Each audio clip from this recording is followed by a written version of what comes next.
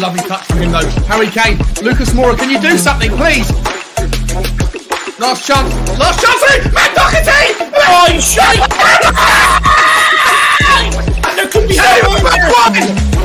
the dead to the don't fuck it up now, don't fuck it up. Go and win it. Let's go Last for chance. Stephen Bergwijn! Stephen Bergwijn's through! Win it, Stephen! Come on! Yes! He's won it! He has won it! Oh my God! Oh my God! We did it!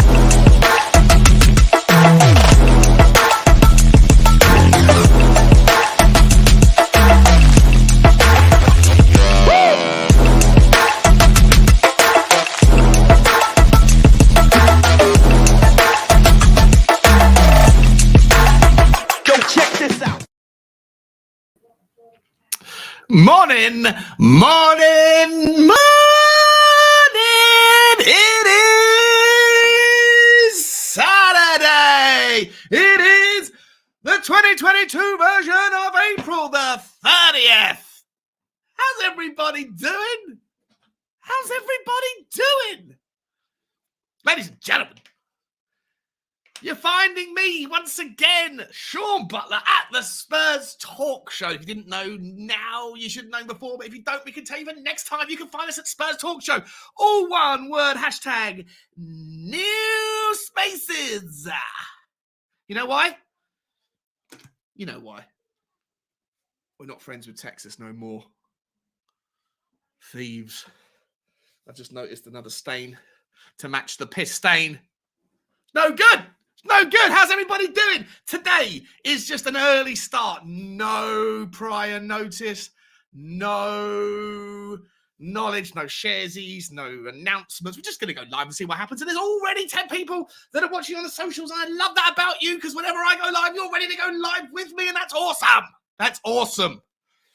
There's no one to join me today yet, because I just put the link in there. You can come and join me if you want to. But you know what happened yesterday? I said I was just going to go live by myself and do a little bit of the news of what was happening on the day, and ended up 5 minutes later having a little bit like 8 or 9 people coming in. And it was great. It was wild.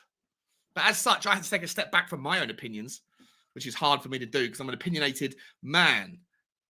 So today, I'm just going to talk a little bit about what other news has come out this morning. Before we do that, let's just say hello to a couple of people that have already said hello in the chat. Cody Mac. What's crack-a-lackin', Cody? I hope you're well, my friend. I hope you're well, buddy. Anthony Gray's in the house. Mr. Gray, pleasure to see you as always. He hasn't even had his coffee yet. Well, I haven't had any alcohol yet, So we can rectify that issue together, perhaps. I'm joking. This is just lemonade. Cody said he saw it. Once you see it, you can't unsee it. I can't believe I didn't see it. I'm not going to talk about this anymore.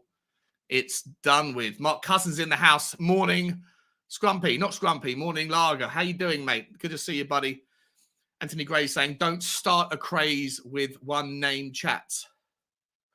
A must-win. Well, I'm not sure what that means. Don't start a craze with one-name chats. Oh, like hashtag all one word. I know. I don't want to do that. I don't want to be the guy who starts a trend. I'm not a trend setter. I think I am. But I know that Three Spurs Boys is obviously taking the reins and run with it. By the way, if you are unaware, I'm going to be on their show. I don't know when it's going to go live, or if I'm not even sure if it is live. I think it might be a pre-recorded thing, but I'm doing it at 3:00 today, so I get to meet Bobby K's children. I'm excited to do that. They're fiery, energetic, and lovely. So hopefully we can talk Tottenham for a little while, and that'll be fun. But Anthony Gray finishes the rest of his statement saying, a must win as usual against Leicester tomorrow. It is indeed. I can't see West Ham losing despite Europe on their minds. I think it will be a minimum draw, hoping for a West Ham win. I actually agree with you. I did think that Arsenal would beat West Ham, but I actually now am of the opinion that West Ham are a really good team. And because of their struggles in the Europa League, in the first leg against Frankfurt, I think that they may have to take their league position more seriously than they otherwise would have done. Had they been 3-0 up or whatever, or had they gone into the second leg with a victory, they probably would have taken a little bit more players out and rested players for the Arsenal game, because they want to keep everyone fit.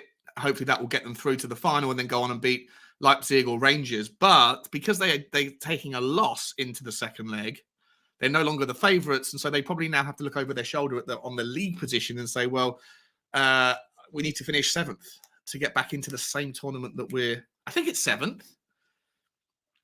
Top 4 gets Champions League. 5th gets Europa League by right. No, 7th gets the Conference League. So 8th gets nothing. 7th Conference League. I think 6th gets Europa. You know what? I don't even know. Correct me. Someone let me know if you know. But either way, I think West Ham will have to take it seriously. So I would agree with you, Anthony Gray. I do think that maybe West Ham are going to be good for a draw, and it won't be an easy game for Arsenal. Let's hope anyway. And if we beat Leicester and they draw, then we're back to finishing. We're back to being 4th outright on point, or not on points, but on goal difference, which will be super important because the following week we have Liverpool. Before we start getting anything into that, I'm going to go through the rest of the people that are in the chat. But actually, just before I do that, I'm going to drop a name now. I have a good friend of mine called John Abel, who I grew up with, who's a massive Liverpool fan. He lives in the Philippines, I think, these days. But he's a huge Liverpool fan. He's quite well versed, I think very well versed on the story around the chairman and the ownership changes and the wage structure at Liverpool and how it is that they don't break their wage structure yet can attract great players on relatively, smaller weekly salaries than what their top level competitors pay through things like massively increased enhanced performance related pay bonuses, all this sort of stuff. And it would just be really interesting to get his thoughts on the Liverpool ownership and what happened in 2007 when they almost fell off a cliff, and then how they've changed it around. Also having the patience in Jurgen Klopp, because remember in the first couple of seasons of Jurgen Klopp's tenure, he wasn't particularly popular at Liverpool. And so it'd be interesting to get a fairly well, and he's a very intelligent guy, John. So it'd be really, really good conversation to learn about that, as well as look at the preview for that game. And that's going to happen probably on Wednesday or Tuesday or Thursday of the following, this week coming up. So keep an eye out. I will definitely put that in the notifications, and so you can all be present if you want to for that conversation. Mark Cousins is saying, what has gone on since yesterday? Not a lot, but there are. I've got 10 tabs open. I think 9 tabs, 8 tabs, with just some more transfer news and stuff, Mark. So, we're going to go through that. I could be doing this on a Tottenham walk with my dog. It is a beautiful day outside, but actually I decided not to. I decided to do it live instead. Most hated. I think that's most hated. Is saying win or get fucked. Yeah, sure. Good to see you, mate. Anyway, Chrissy Gomber's in the house. Morning, all. Morning, Chrissy. How you doing, my friend? So is John Fitzpatrick. Big up, Sean, brother. Big up to you, John. Hope you're well, mate. Hope you're well.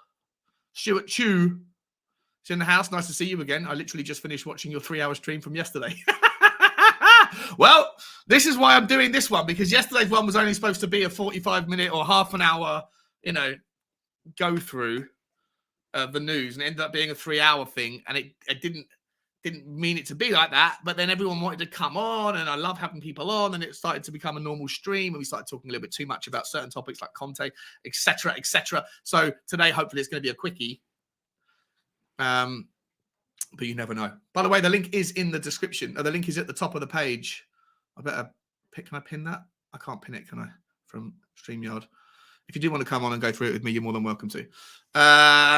Still in bed. Don't think my wife would appreciate it.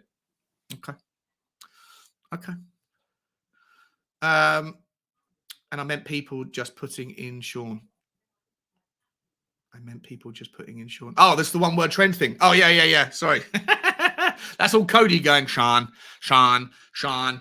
And now other people do that as well. Yourself included, Mr. Gray. Mark Cousins, 3 o'clock, you'd still be on here. I won't still be on here at 3 o'clock. No chance whatsoever. Right, let's have a look at some of the news today, boys and girls, shall we? Let's see what's happening. First news out from SpursWeb.com. I'm going to read it out for you. In fact, what am I going to do? Shall I get the actual... yeah, let's do that. Let's do that. I'm going to share the screen. Share the screen. Share the screen.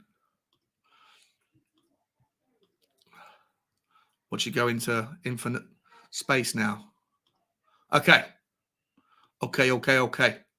Spurs Web. Chelsea are interested in signing Villarreal defender Pao Torres and plan on triggering the 50 million quid release clause in the rumoured Tottenham target's contract, according to La Razón. The Blues are likely going to be planning for life without Antonio Rudiger, who's expected to leave the club to link up with Real Madrid at the end of his contract. Thomas Tuchel's side may have found their replacement for the German in the form of Torres, with La Razón claiming the Premier League club are looking to strike a deal for the centre-back. The report notes Chelsea are preparing a 50 million quid offer to Villarreal to break the release clause in the 25-year-old's contract, which should get the ball rolling on a potential summer transfer. I mean, not much else to say about it. Football Insider backed Spurs to make another approach this summer, even predicting that Giovanni Lo Celso could be used as a make-weight. This is, for me, I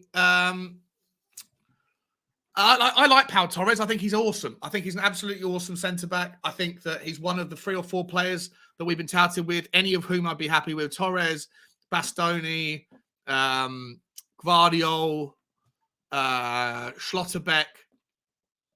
You know, any one of those would have been good. But listen, guys, I really think that there's going to be it's going to be difficult this even if we finish 4th. There's so many teams that are going to be going after players that we need in key positions. So many. It's not even going to be funny.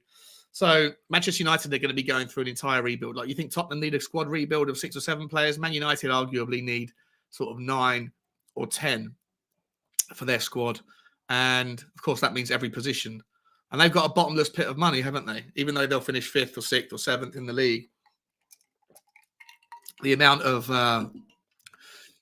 money that gets brought in through merchandise sales and TV deals and sponsorships across Asia and across America, it just dwarfs any other top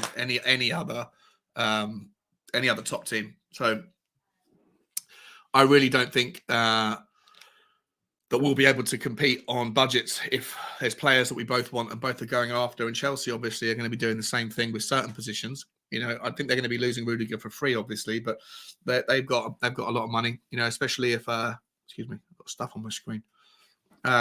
Especially if this new deal with the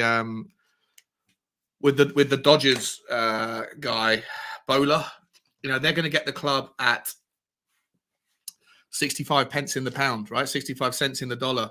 Whatever the valuation of the club was, they're going to get it at a ridiculously reduced amount, which means that money that they're saving, they could be putting into, you know, investing into the club for player purchases, etc. So I think that, you know, it's a shame that Pao Torres is going to be someone that's on Chelsea's radar, but yeah, there's still 4 or 5, maybe half a dozen left-sided centre-backs or central-sided centre-backs that Tottenham could acquire, could utilise Paratici's relationships with, and to certainly improve our defensive options. One of those, for me, De Vrij is someone I think is probably the most easily acquirable.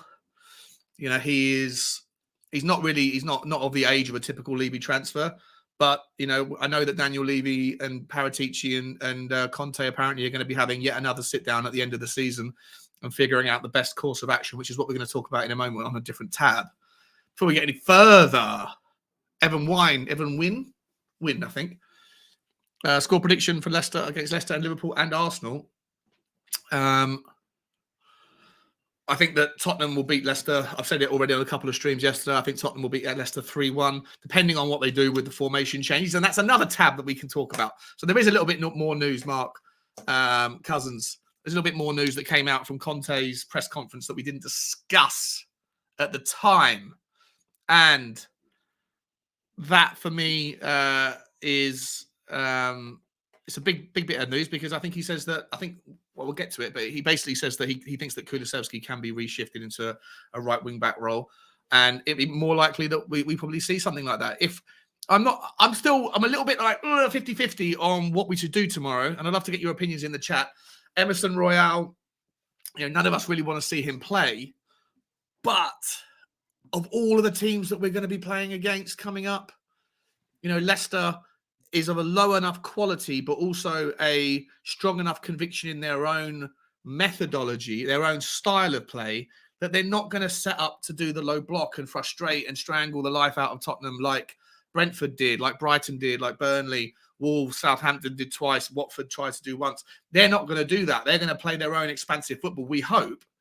And that would also depend on what 11 they're going to put out, because they've got the second leg of the semi-final of the Conference League to come up against Roma on next Thursday. So, there's every likelihood that they may rest some of their key players. Talking to a couple of Leicester fans yesterday on Let's Talk Tottenham, they suggested that we won't be seeing the likes of James Justin, or we might not see Maddison, we might not see Vardy, we might not see Dewsbury Hall, or we won't see all of them. We might see only a few of them. Even Fofana might not play necessarily because he's just on the recovery from injury and he played on Thursday, so that they don't want to overplay him and then risk him for Thursday against Roma in the second leg. So it'd be interesting to see what happens. If Leicester put out a strong team, then they're more likely, I think, to play an expansive style of football than they would be if they put out a second string or somewhat second string. Then they might be more likely to kind of sit back and be a bit tighter. And if they are more likely to play expansive football, then I'm more okay with Emerson playing, because I feel like if you were to pull Kulusevski back and put him at right wing back, then first of all, that's an experiment. We haven't seen it before. I know he has played right wing back at Juventus, but we haven't seen it in the Premier League. And also you are then, of course, taking him out of the offensive line. And so if Leicester do come at us, then we can go back at them. And if we are going to have that opportunity to go forward and it's going to be more open, then you do want Kulusevski next door to Harry Kane and Sonny to be able to do that kind of awesome trio, offensive options, the passing, the intricate 1-2s and the triangles, etc., that we saw against Newcastle, that we saw against Everton and Man City and all the other games where we were decent on the upside. So I'm more inclined to say I don't want Kulusevski to play right wing back. If we see a Leicester side that come out and play, if we see a Leicester side that sit back and defend, then I would like to see something change in the right wing-back slot. And we can talk about that in a minute. But to get to Evan Wynn's prediction, I did say 3-1 to Tottenham. Against Liverpool, I'm probably insane, but I genuinely think that we could get a point if we are in, like, we don't have any more injuries that come up against Leicester.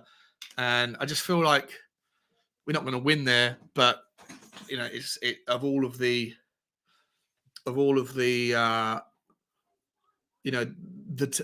teams you could play against, Liverpool are one of those teams that don't give a fuck what team they're playing against. They're going to play their own style, and that does suit Tottenham. So I'm more likely to think that we could get a draw. If I'm putting my Tottenham hat on, I'll say 1-1. If I'm taking my Tottenham hat off and just looking at the reality that Liverpool have, I don't think they've lost at Liverpool this season. And I don't think that I don't think Tottenham have won there. I think we've won once in like 30 years or something. So reality is we're probably not going to get the result we want. But that's what I would say. Tottenham hat on 1-1 there. And against Arsenal, I think it will be a great game of football. I think it will be a game for the ages. And I'm going to say 3-2 Tottenham. I think it will be an absolute belter. Leon M96 is in the house. Good morning, all. How are we feeling about tomorrow's game? Then we're going to get to that right now. Ladies and gentlemen, I do have some company. So you haven't got to listen to my monotone. Yeah, you're yawning, and I'm trying to think of the right word to explain how I discuss things. But basically, you haven't got to hear me going on just by myself. Ladies and gentlemen, please give it up for the man, the myth, the legend that used to be known as the man, or with the audacious attitude to put numbers at the end of his name, but now is known as the guy who copies people who puts numbers at the end of his name. With his freshly shaven haircut. Please, ladies and gentlemen, give it up for... Oh, he's changed it. He's put... Oh, we're going large today, mate. Why are we going large? There we go. He's put Cuba 99. Let me get rid of this so everyone can see it. In all one letter. How are you, buddy? Yeah, good here, mate. I had to come on since you went on. I love these impromptu shows. It's just, why not? I tell you, man. Like, first of all, I've made a conscious effort to decide I'm going to be doing more streaming because I haven't done it. I've been doing a lot of other streaming on loads of other people's channels, but I kind of neglect my own. And I was doing like one show a week at best. And I was like, you know what? I want to do more. I want to do more and more. And then yesterday, I just finished doing Let's Talk Tottenham. And I looked around and there was no one live. And it was 3 o'clock or 2:30. And I was like, I think there's enough things out there to talk about. I've got company behind me here. What's up, mate? Can I leave it a bit? Okay, fine. I'm on air, mate. Sorry about that. What was he asking for permission for? Well, I've got him tidying his room and he wanted to have a break. Fair enough. It's reasonable. Chelsea wankers! Oh, okay, yeah, okay. As well.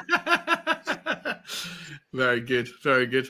Yeah, so no, I just thought I was like, I just want to go live sometimes and just go, fuck it, see what happens. And then yesterday, of course, within 5 minutes, I had 8 people on the stream and 50 people watching. It was fantastic. So people are still sleeping in at the moment with hangovers. Yeah. Right? Yeah, 100%. It's still early. Is it still AM? Yeah, it is 11:15. Holy shit. Yeah.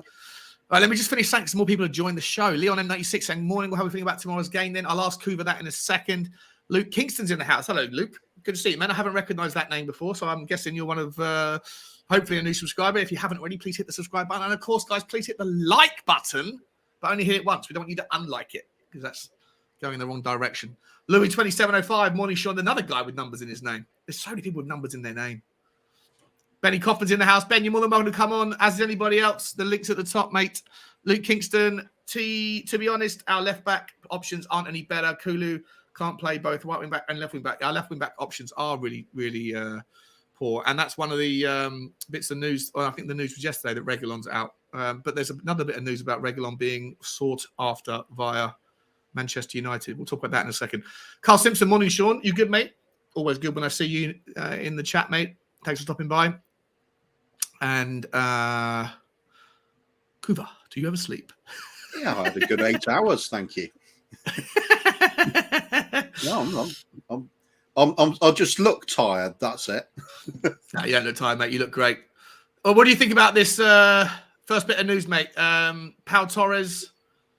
Oh my God, I lost my thing here. Pao Torres going to go to Chelsea, or maybe go to Chelsea, according to La Raison. I don't know if that's a decent outlet or what it is, but well, he's a quality player. I mean, no doubt about it. The bloke can play football. It fits him very well with any of the top Premiership teams, to be honest.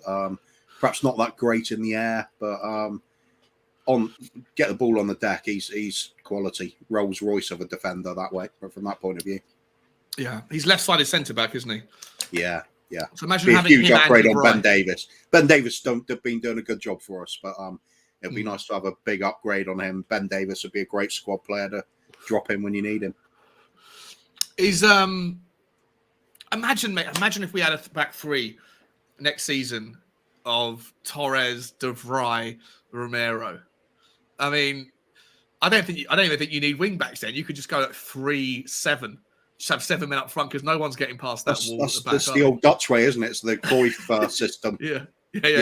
I'm all for that. I love that kind of football. Yeah, it'll be superb. Well, let's hope that Chelsea are not. I mean, to be honest, look, Pao Torres, if it's 50 million quid as the release clause, I don't know if that's out of our budget, isn't it? Really, because if you're going to have to pay 40 million for a De Vrij, and that rumor, that story looks to have a lot more. Someone put something in the private. Oh yeah. Thanks, mate. Just in your private chat. I'm sorry, so bad with that, looking at the private chat stuff. I think that the news about De Vrij is a little bit more there's a bit more water to it, carries a bit more water. And because of the relationship with Paratici over there, I think that's something that could get done. Whether the price is 25 or 35 or 40, who knows? But I don't know if we've I don't know what, obviously it's all speculation with what our transfer budget would be, but it would be unlikely it's going to be, anything more than like 120 million of new money, right? Considering we've also got to pay off Romero, and if we want to take the option quickly for Kulusevski, we probably still owe money on Hill. They're always structured deals, though, aren't they, nowadays? So yeah, I don't think you have to look at it as one big hit each time. You just spread it out. So that's there true. could be a lot more money available than we think. We're just not paying him in one instalment. True. Yeah, true. I definitely know, having looked at that the Supporters Trust financial review a few months back, they said that we owe, at the end of this year, we owe 56 million on previous transfers. So what transfers that's related to, whether it's, I'm guessing it's a lot of Ndombele, probably some Lo Celso, and maybe a little bit of legacy from Sanchez or something. But I'd imagine Sanchez is paid for by now. He's been here quite a while now. He hasn't, 3 or 4 years. Yeah. Yeah, good point.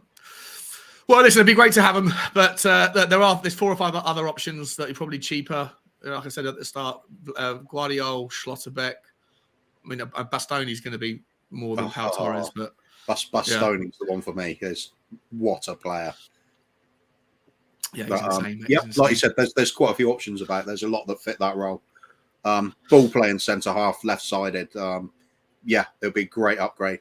Got to credit Ben Davies for what he's done for us this season. He's really stepped up when needed and performed well. But you look at the upgrades available, how much better they will be. Yeah, 100%. 100%, mate. Yeah, like I say, I'm happy for Davies and Dyer to drop down to squad level.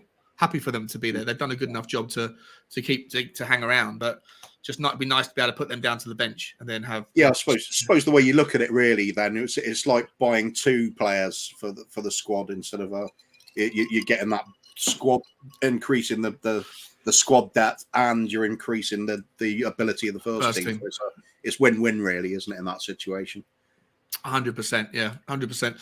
Right, not a day goes past, especially towards the end of the week, when we don't get more like Conte quotes that come out in the embargo section of the press conference, which happens later. Well, I'm sure they're said at the same time, but they're not released until later. And the Independent came out this morning with some more comments from Conte. I'll read them out to you, Kuba, and then tell me what your take on them is or are. Tottenham boss Antonio Conte thinks it will be impossible for his side to win all 5 of their remaining games. Striker Harry Kane said earlier this week that his side have had to have a 100% record between now and the end of the season if they were to pip Arsenal the Champions League qualification. Conte said, and I quote, "I think if you win 5 games, probably you get a Champions League. Probably you get a place in Champions League. But in England, it's impossible to think that in every game you are going to win. You won't. We have to go step by step and game by game. On Sunday, we face Leicester, and you know very well they have a really good squad. For sure, it will be a difficult game. We have to go step by step and understand that this is a big opportunity for us, and we have to face every game with great enthusiasm, great passion, and with joy. Also, to share this joy with our fans, because we are fighting for something special. For this reason, this is the type of situation has to give us a lot of energy for the final games of the season. I don't think the best solution is not to change what we know, what we are doing for 7 months. I think the best solution is not to change. I thought it was like a double negative in there. With this formation, we know the way to play. This formation gives us great satisfaction, but if something else happens, I hope not. From now until the end, I for sure am forced to change something and find another solution." So it looks like he's saying it's still 3-4-3 unless injuries come, right? Yeah, I think so. He's limited by how much he can change it. Especially with the likes of Skip out. He can't sort of beef up the midfield and do a more natural sort of 3-5-2. I'm sure he'd love to do that at times, but the option's not there. So he seems to be saying to me that this is the most settled and familiar formation for the team from the players he's got available. So it kind of makes sense to stick with it. If you're going to be struggling with everything else, and he's tried different things in training and it's just not working, why experiment with something that's going to be worse? Just stick with it and see if you can get the performances going. Because, I mean, we were stuffing teams a few weeks ago. We were putting in loads of goals against teams. So just need to recapture that sort of that spark to get us going again. Everybody falls off the rails occasionally. And to think that we're going to go unbeaten the rest of the season is probably unlikely. But to think Arsenal will is also unlikely. So this could go to the wire. So let's get whatever we can out of each game. Even that disappointing draw against Brentford, it could be telling at the end of the season. We just don't know. Do you know what, mate? The more and more I think about that game, like, obviously it felt like a loss. The performance was poor, but I actually think the result was better than I at least gave, and a lot of people in the community gave it credit for. Like, Brentford are a very good team, especially at home. They're a very difficult team to beat. I think they beat Liverpool, or they drew, or Liverpool struggled there. I forget the actual result, but Brentford are no mugs at all, and they definitely outplayed us on the day. But coming away with a draw, it's painful because we saw Arsenal go above us and things. But actually, I think it was probably a better result than we first gave it credit for, and it might actually be the difference come the end of the season. Absolutely, they gave Liverpool a hell of a game. I think it was a 3-3 that one at Anfield. That's right, yeah. Yeah, Anfield, Anfield, yeah. Wow, outstanding that day. And of course, they stuffed Chelsea at Stamford Bridge 4-1. Yeah. So they're no pushover team. So yeah, I agree in those terms. We didn't play well, but we came away with a point that could be quite an important point at the end of the season. And we got a superior goal difference on Arsenal too. So we could be looking at them drawing and us winning at some point, go level, and that goal difference is telling. I mean, it's squeaky bum time, mate. It's so important if we go to Liverpool. Like, obviously, we hope we can get a result, right? But the one thing you don't want is to get absolutely turned over by them. Like, if they win, like, keep it to a 1-0 deficit or like a 1-goal deficit. Don't go and lose 4 goals or something, because that will just completely, especially if Arsenal win on the same day, that they could then flip flop us on the goal difference as well. So do you go to that game like with an attitude of like, let's just try our best to get out of this without doing too much damage to the goal difference, or do you go there with the intention to win and open yourself up and try maybe get caught on counter attack? If it's down to me, you go every game full out. You throw the kitchen sink for 90 minutes at the opposition. Pebble dash. I mean, I love the sort of Hojbjerg dealer Pebble style dash. Of yeah, it's a shit analogy, isn't it? Yeah, I'm the Hojbjerg dealers fan. The style of management. You just attack full out. Don't care. I don't care about conceding goals. We'll just score more. That's all that's important to me. Got to have the excitement. So I don't like sitting back and holding out for damage limitation and crap like that. Let's just go for it. I mean, if we want to be a big club, we've got to act like a big club. So you start having the attitude of it when you play matches. Go there to win. 3 points on the table. Speaking about big clubs, Antonio Conte thinks he's more quotes here for you. He's saying again, I think this is obviously still in the this is when he was hitting out at the fake news stuff we called out yesterday, but I don't think I read these things out. He said, in this moment, I have to be honest with you. In this moment, our minds, me, the club, and the players have to be focused on the last 5 games. For sure, I said to you a lot of times at the end of the season, we speak with the club, but with pleasure, in a really good way, to speak and try to find the best solution for everybody. This has to be clear, this. So there's more, right? But on that bit there, because I first interpreted that, where before he clarified and saying in a really good way, I first interpreted it going, how many more conversations do you need to have? And how many times do you need to clarify your position? But then the last thing you say is still opening the door for more interpretation and reading between the lines. If you've got an 18-month contract, why do you have to have a conversation about what's the best solution for everybody halfway through? Like, no other manager says, like, oh, they've signed a 5-year contract, but every single year I need a reassurance call or I'm going to break the contract early. Like, that's how I first interpreted it. Like, shut the fuck up, Conte. You can't help yourself, but leave a little bit of room for people to interpret that as saying, I'm still open to leaving if I don't get my way. But then on this particular comment, well, first of all, did you agree with what I'm saying? Or do you, like, I'm not sure if you interpreted that way at all. I think this is what's so fascinating about his pressers, because you can interpret it a few ways, can't you? Which I like. I mean, part of me is thinking, you know what? Is he just messing with the press? Because they like to make up the bullshit stories. So if he just gives them this cryptic answer all the time, just see what they do. He doesn't care at the end of the day what they're going to print. They're going to do it anyway. I think it's unsettling. It unsettles me. Surely it unsettles the Tottenham players. You know, there was even that. Was it Alistair Gold or one of the guys, Dan Kilpatrick, one of the guys on Twitter that was saying he's spoken to a club source who says all this speculation and lack of clarification is unsettling some of the players.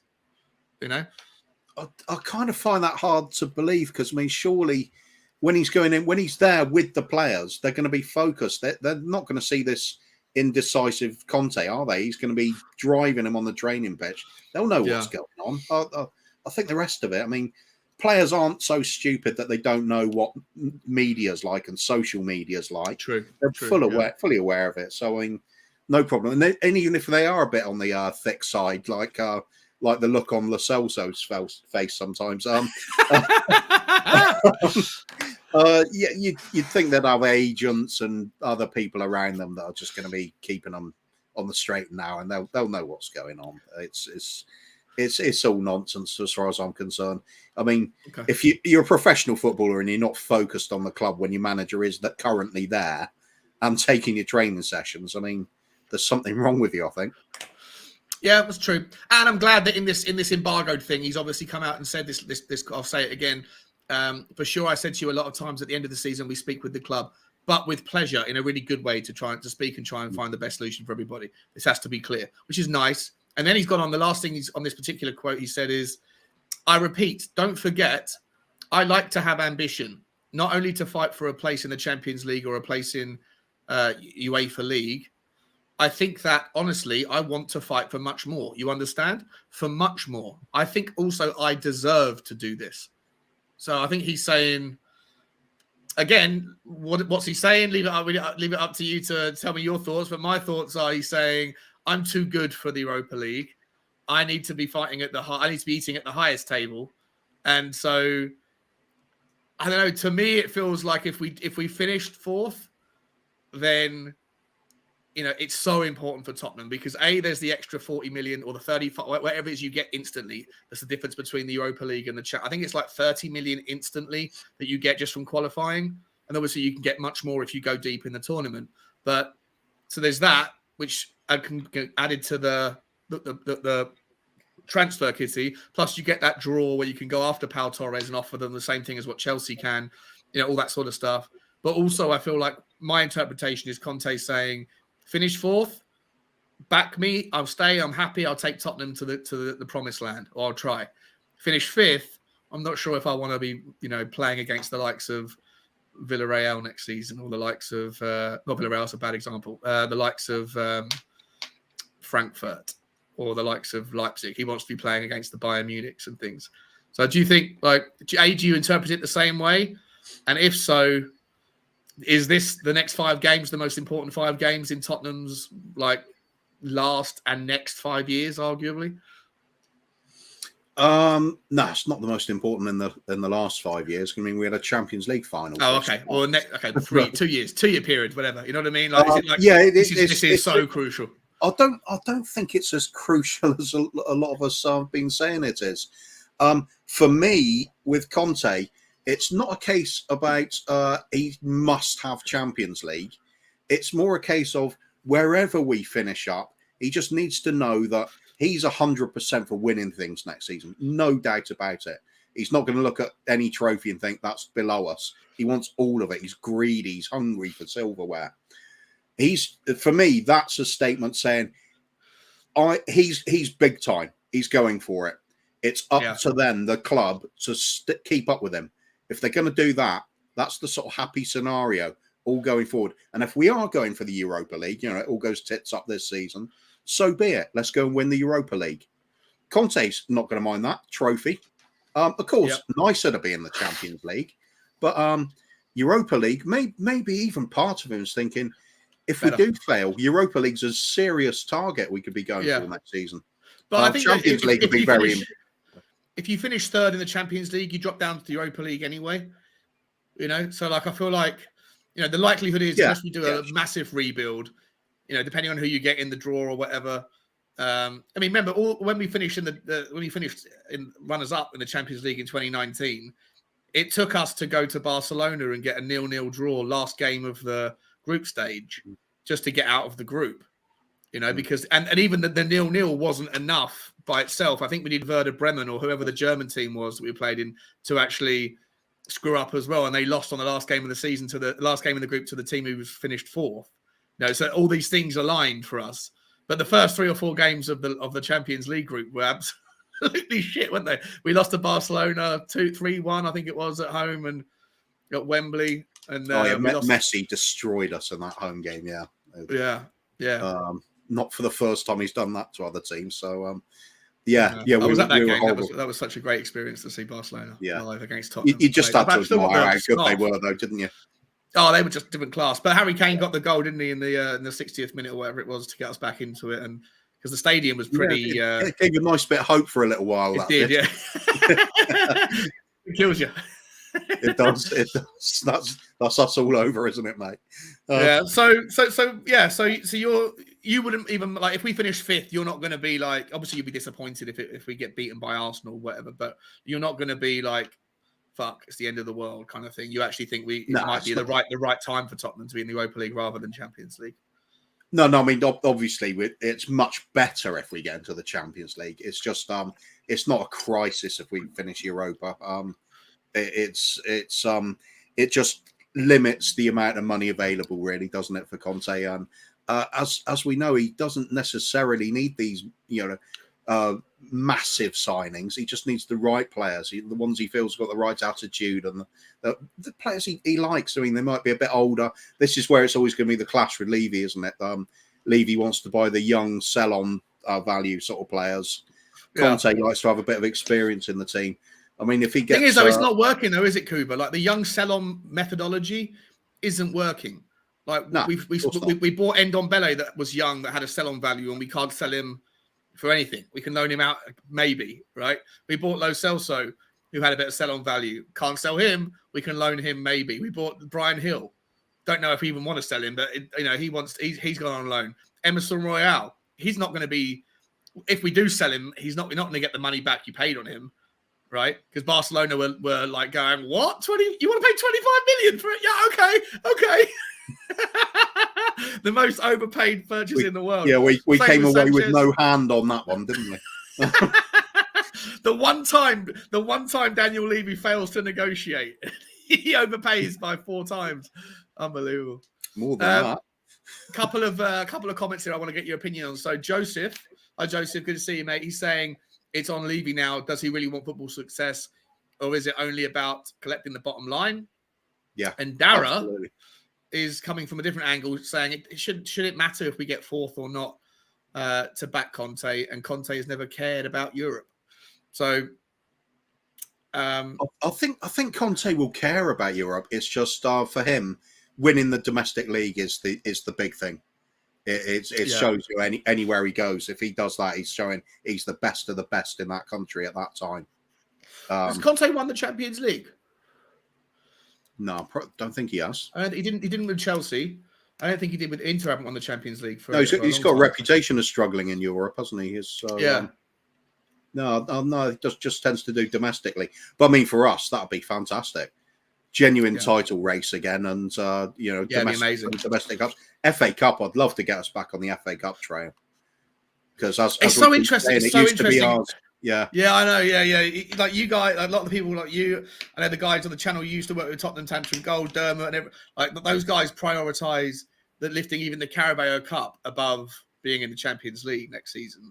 Like to me, I get it. I get it, lifting a trophy. Otherwise, what's the point of playing football unless you want success? And success really comes down to, there's no asterisks in life. It's only scoreboards, right? How many trophies have you won?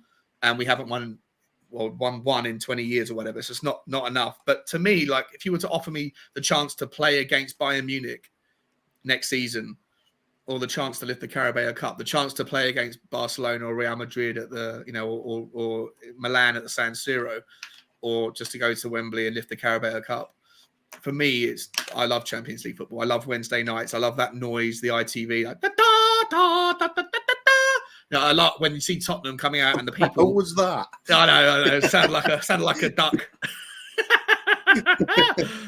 Kind of like my laugh in a different way. Yeah, for me, like, it was all about the thrill of seeing those people on the centre circle, like waving the football flag that like goes up and down.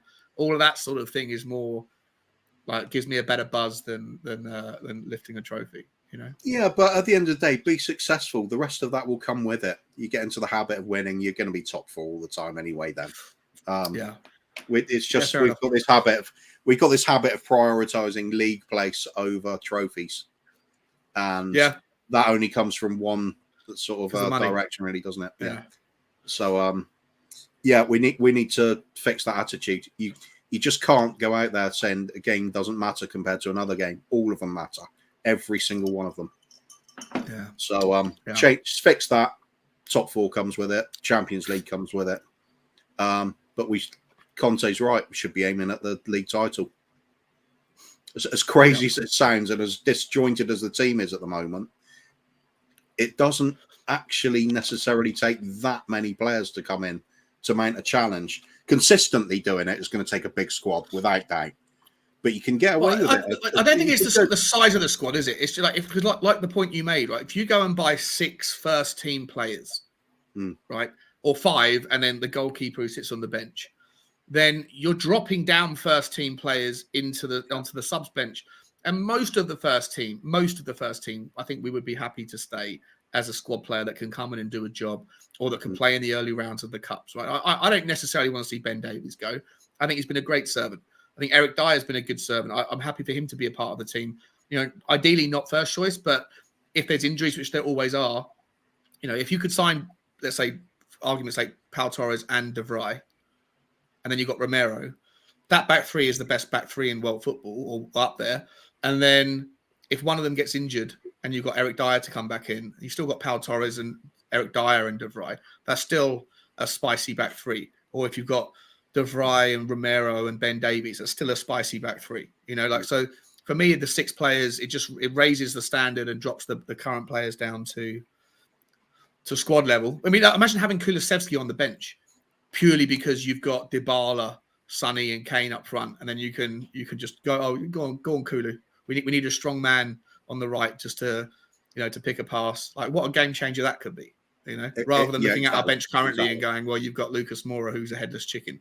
And you only have to look at the likes of even Newcastle, Guimaraes, who's come in, one player, and it is down to him, that big transformation in that.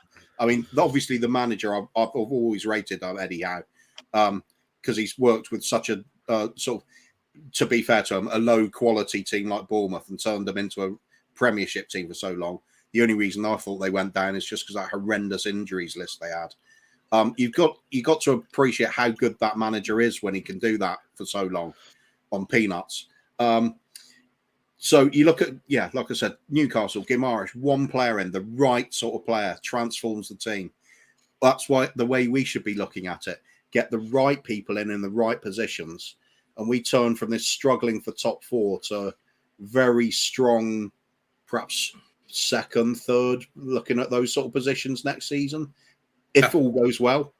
If it goes blindingly well, why not look at top, first place? Why not?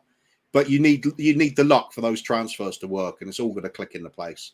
And then I think it does come down to squad depth, because you also need luck with injuries. If you've got a great first 11, but some of them are out constantly, the wheels will come off in no time. So that's Liverpool and Man City got a huge advantage, obviously, but it's not impossible, and we should aim for that sort of thing. Because 100%, as the old quote goes, it's better to fail at aiming so high, isn't it? 100%. Reach for the stars, land on the sky, kind of thing. Yeah. If you like. So just get things right in the summer. Europa, Champions League, doesn't matter. It's all about backing him 100% what we're capable of doing. If Conte sees that from Levy, I don't see why he wouldn't stay. Question for panel from Young Puddy. Love that name. That could be interpreted in a bunch of different ways as well.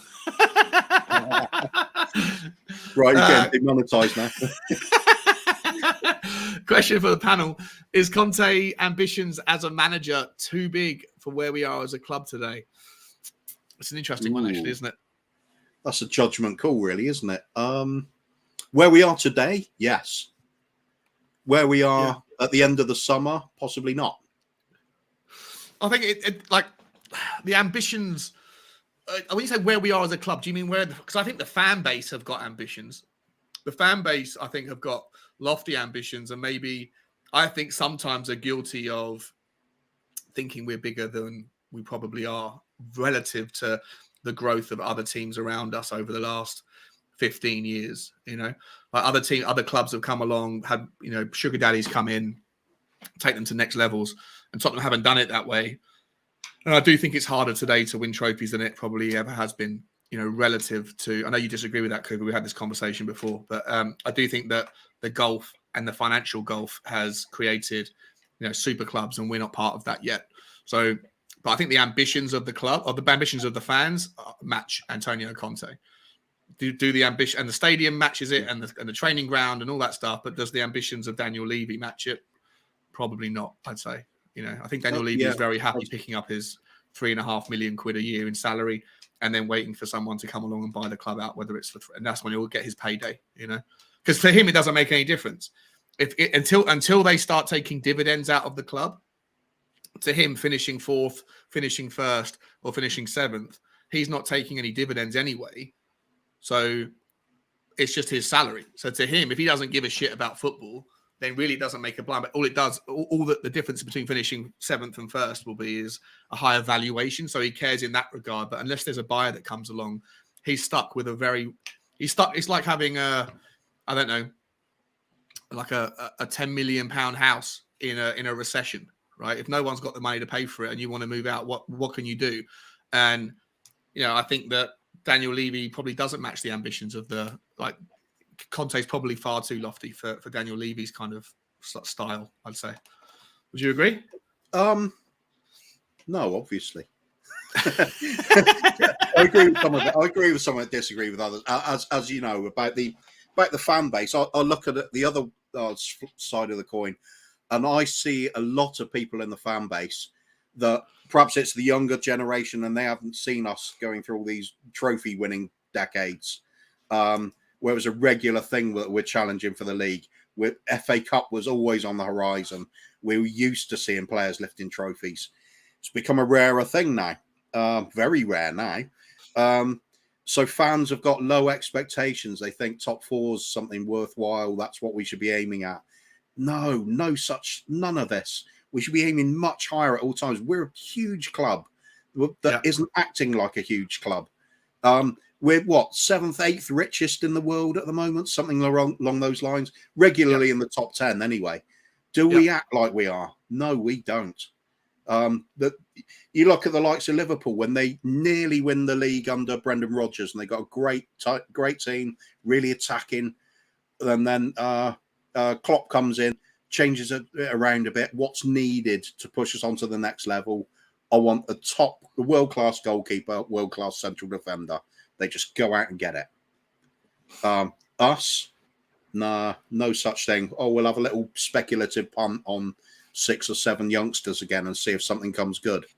The mindset's wrong, and it comes from the top all the time, and it's filtered down to the fans. There's a section of fans that are just saying, well, you know, we're financially, we should be the 6th best in the country. So if we finish 6th, that's fine. That's fine. I'm okay with that. True. And I can't stand that. It's like, why bother following football? You aim for the top. You dream for the top all the time. Never take your eye off the target. And as a club, we do all the time. We're just always so happy to accept mediocrity, and we've been doing it for a long time. And I'd just love to some of these younger fans to get a taste of what it's like to win trophies, because their attitude will change them. When you see that, we see the likes of Harry Kane lifting a trophy over his head. It's a magical moment then. Yeah. You're not going to remember where well deserved as well if it happens. Yeah, you won't finish all these. You remember all these seasons. Oh, do you remember when we got top 4? No, of course not. It's like, do you remember when we won something? That's the memories you keep. But I'm with you on the Champions League, though, because there are some great moments there as well. Great moments, aren't they? Unforgettable stuff at times. Even on the ones we lose, like Bale's hat-trick away in Milan, that was just that was insane. An incredible moment. Yeah. And obviously the Ajax one as well. Just quickly, just want to address this from Kai Bake. I do have a pick. I do have one. I don't know where it is right now, Kai, but I will. If you promise you'll hang around next time, give me a like before the next show. I'll have dug out my picture of because when I lived in Australia after Thailand, I went and did some topless waiting. I did a couple of sessions as a topless waiter. So I think there's a picture of me knocking about with a 6-pack somewhere. I'll see if I can find it. And it's like a 4-pack, 4.5 pack. It's pretty good though, compared to what I am now. So I will find it for you, mate, and I'll dig it out and show it to you. I could probably do topless waiting. That's because I've got boobs now. Same, mate. Same. How the mighty have fallen. Jesus, that was only like 6 years ago for me as well. Unbelievable how time flies and priorities change. Although I have to say quickly, the reason why I didn't do this news thing on the Tottenham Walk today is because I bought a bike. I bought a bicycle for the first time in I don't know how many years, and I was trying to put it together, and I was going to cycle the bike around the farmland and let Bugsy run behind me to give her a bit more exercise. But as I'm putting it together, I haven't put it together properly. The front wheels is like not on straight, but then I'm looking through the manual. And it says on the manual, like the maximum weight that you can be to ride this bike safely. And I'm about 1.5 stones above that limit. So I can't believe when you weigh so much that you're not allowed to ride a bike safely. That's got to be the line in the sand. No more takeaways. Come on, Sean, get it together. You're too heavy for regular exercise. No, I like this whole sort of convincing yourself you're getting a bike for Bugsy's benefit. Yeah. Not that you don't fancy the walk home after you get to the end of the...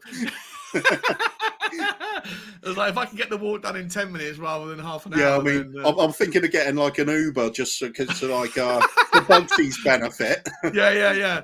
Did I mention it's an electric bike?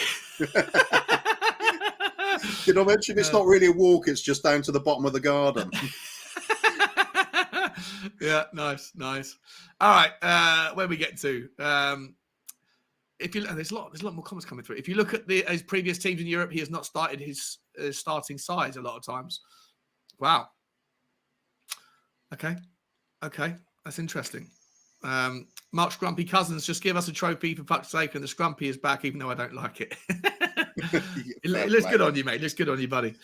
Darren saying, well, that was just freaky while Sean was butchering the Champions League song. Oh, yeah, butchering the Champions League song. The Champions League symbol just appeared at the top of my phone.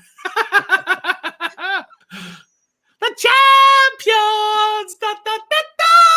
I think that's not too bad. You know what I was talking about if you heard that, wouldn't you, Cooper? Come on, mate. It's not that bad, is it? Let's move on. Bob Spurs in the house. Was crack-a-lacking Bob Spur. Hello, gorgeous people. Person. And hi, Shawnee, too. Oh, nasty. Always throwing me under the bus for not being gorgeous. The bottom duter. Sean, you are relentless. Loving the shows. I know, mate. I'm coming out firing. I'm trying to get these coming out firing. All firing. Right. Firing. A different way. Bosburn, massive must-win game tomorrow, lads. 4-1 Spurs. Yes, indeed. We're going to talk about that in a minute. I was going to get through a lot of these other comments quickly. Lane Lee. Hello, mate. Good to see you. Haven't seen you before.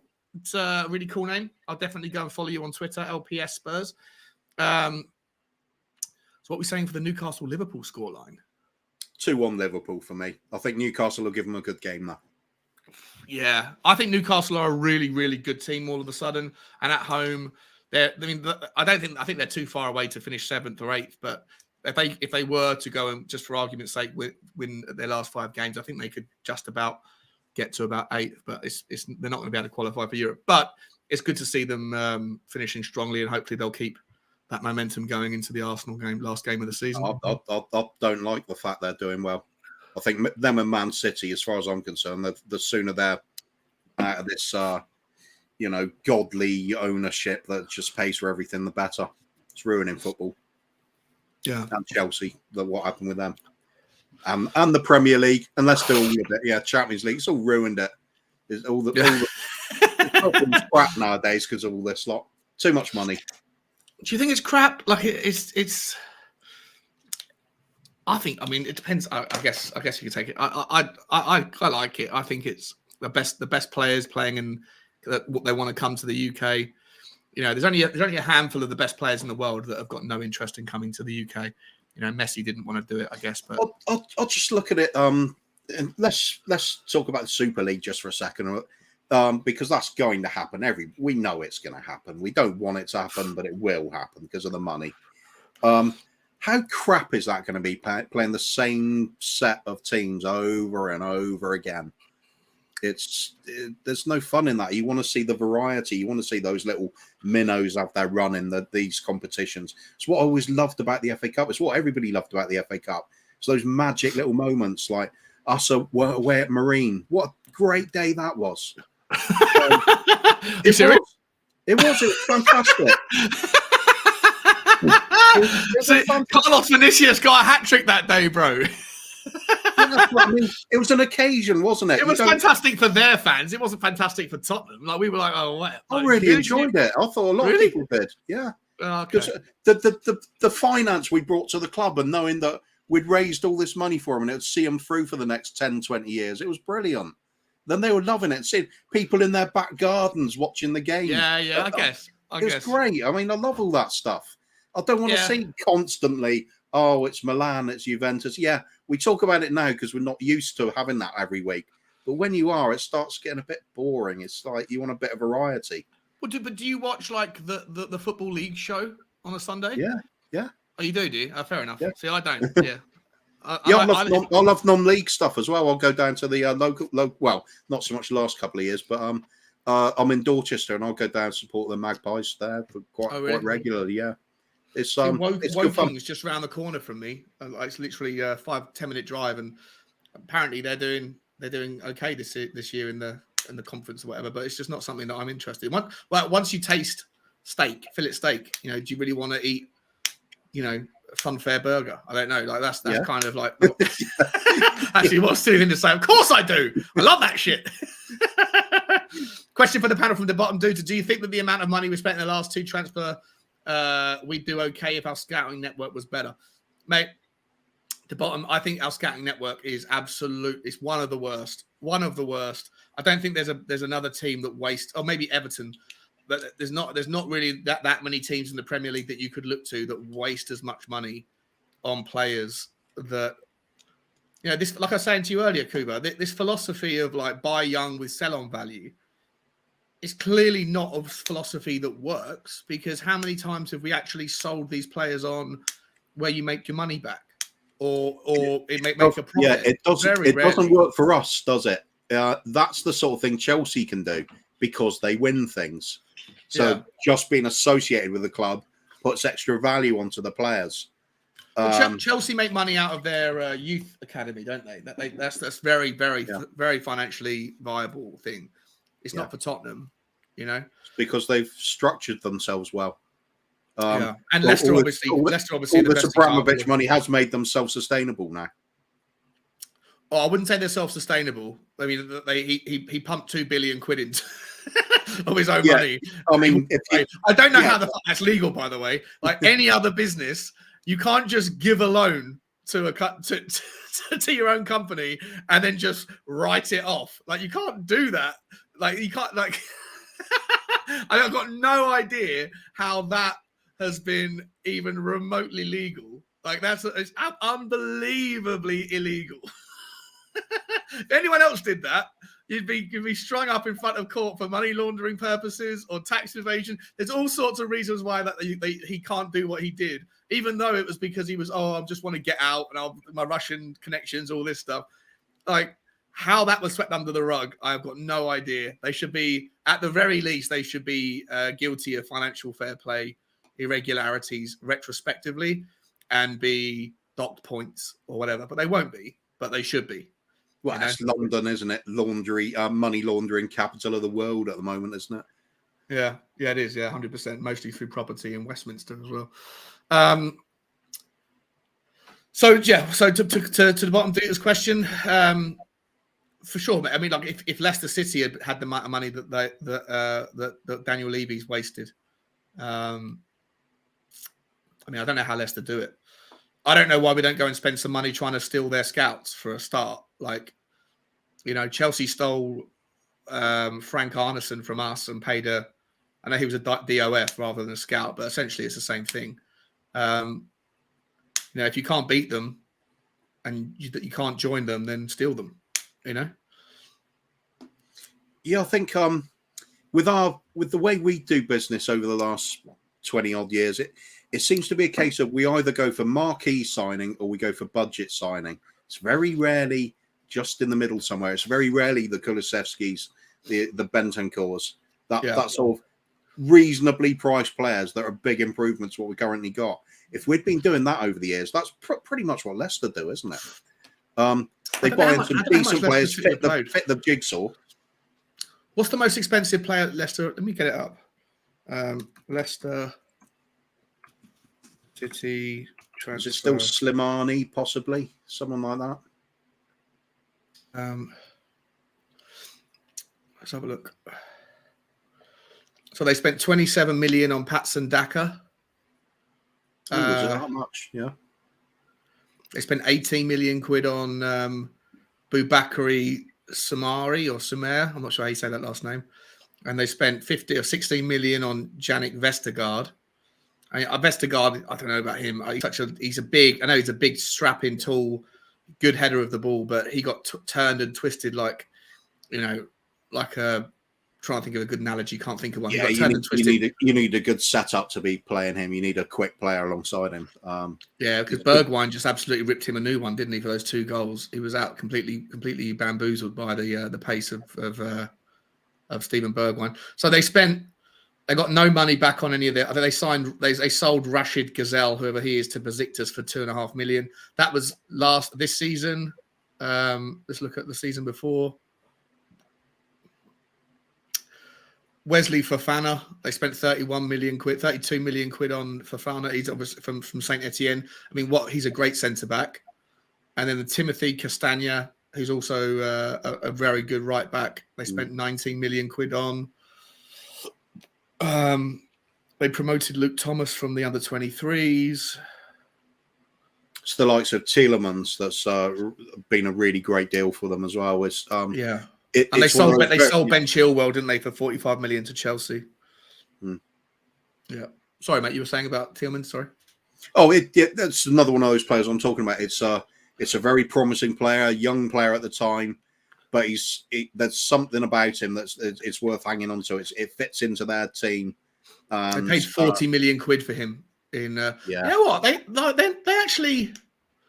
I guess they're breaking even because in the year 1920, they sold Harry Maguire for 80 million. That's obviously where they got the money from. And then with that, they paid 6 million for James Justin, who's a brilliant player to sign from Luton. He's a wonderful, wonderful player, that James Justin. I like him. They paid 18 million quid for Dennis Prayet from Sampdoria. I don't recognize his name, so I don't know how much he plays. So maybe that wasn't a great signing.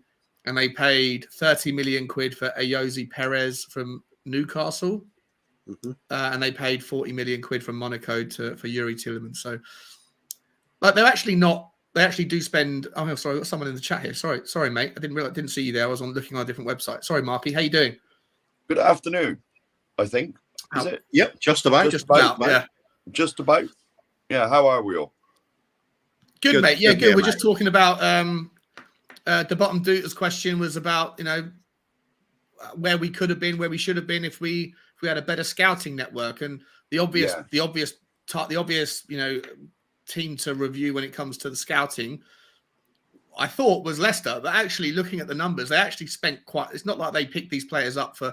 And James Justin's a good one. They paid 6 million quid for him, and he's become a really good player. But the rest of the big names that they have, unless you go further back and look at Vardy or whatever, but the rest of those players, they actually paid fairly decent sums of money for. Tottenham don't have that many players that we've actually paid over 30 million quid for, and they've got 3 or 4. Yeah. I mean, the ones we have paid over 30 million quid for have pretty much all been absolute shit shows.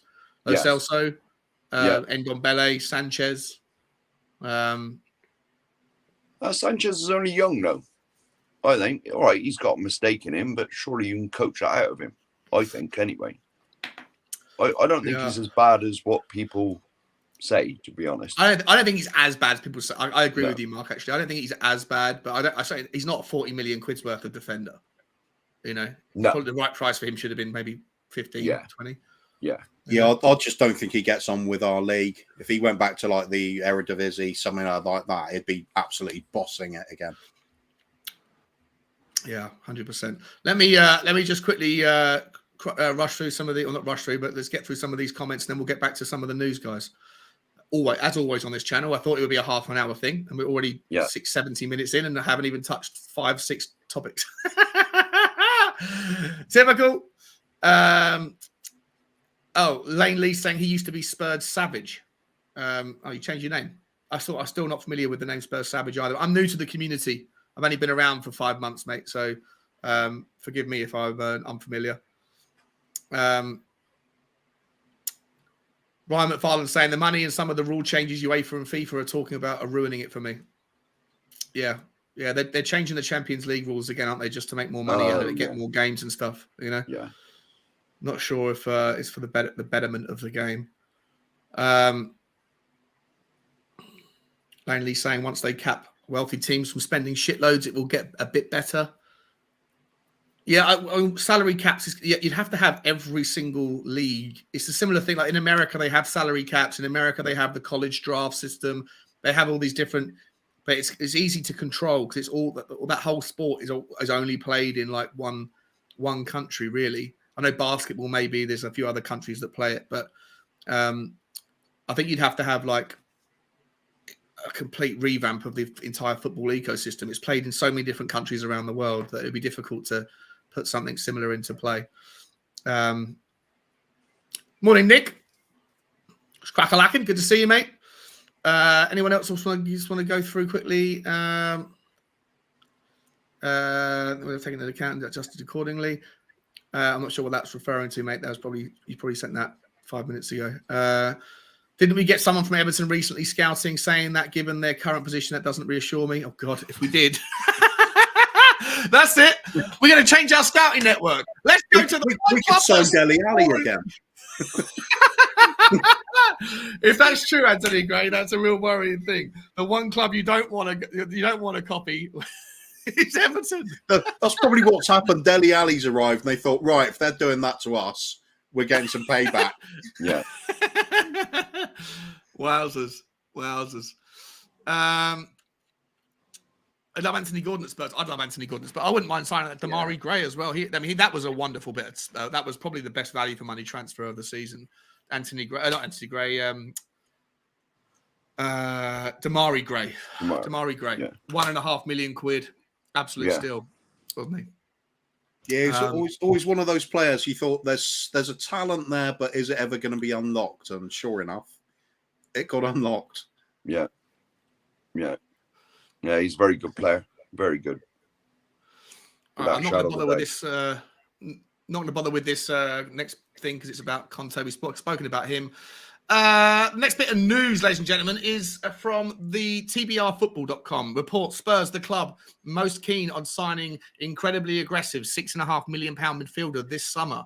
And they're talking about Konrad Laimer from RB Leipzig. Laimer, who cost Leipzig 6.3 million in 2017, played both matches against Spurs in the Champions League in 2020. According to Bild, the Austrian international fought his way into their scouts' notebooks after these two matches. He either waves off the talks or grimaces, and the sentiment is leave me alone, even if he won't say that directly. Basically saying that he keeps getting asked in Germany about the rumours of him leaving and going into the Premier League. And he keeps saying, I'm not interested.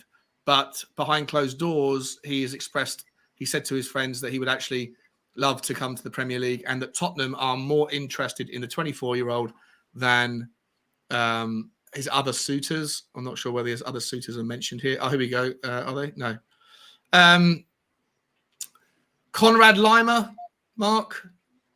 What are your thoughts, mate? I think he's brilliant. And again, I'll if be we, I don't honest. know, he won't cost us 7 million. He'll cost us probably 25 million. But I'll be honest, I've never heard of him.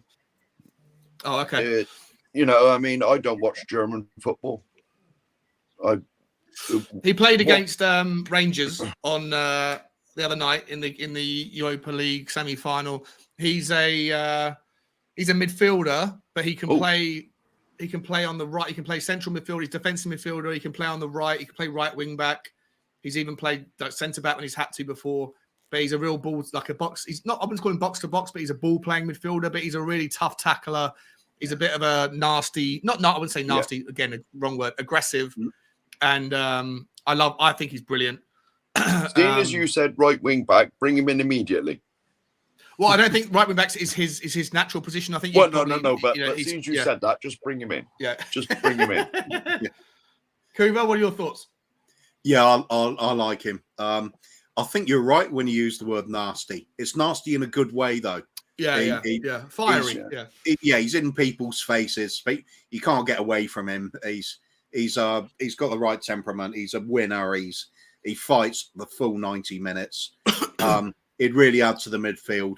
Again, I always keep thinking I want to have that kind of aggressive terrier-like player to play alongside Skippy. That's the one in my mind. I see Bentancur sitting in front of the back three, and then Skippy and another terrier-like, the Barella, the Lima, that sort of player.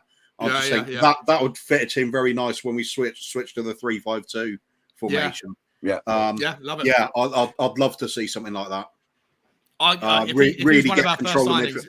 Yeah, the amount of times we give up our midfield nowadays, other teams overrun us there. Yeah, So I'd like to see some real fire, some really naughty stuff going on. I mean, Barella's another one. He can lose his head a little bit, but it's like you want to see it kind of thing.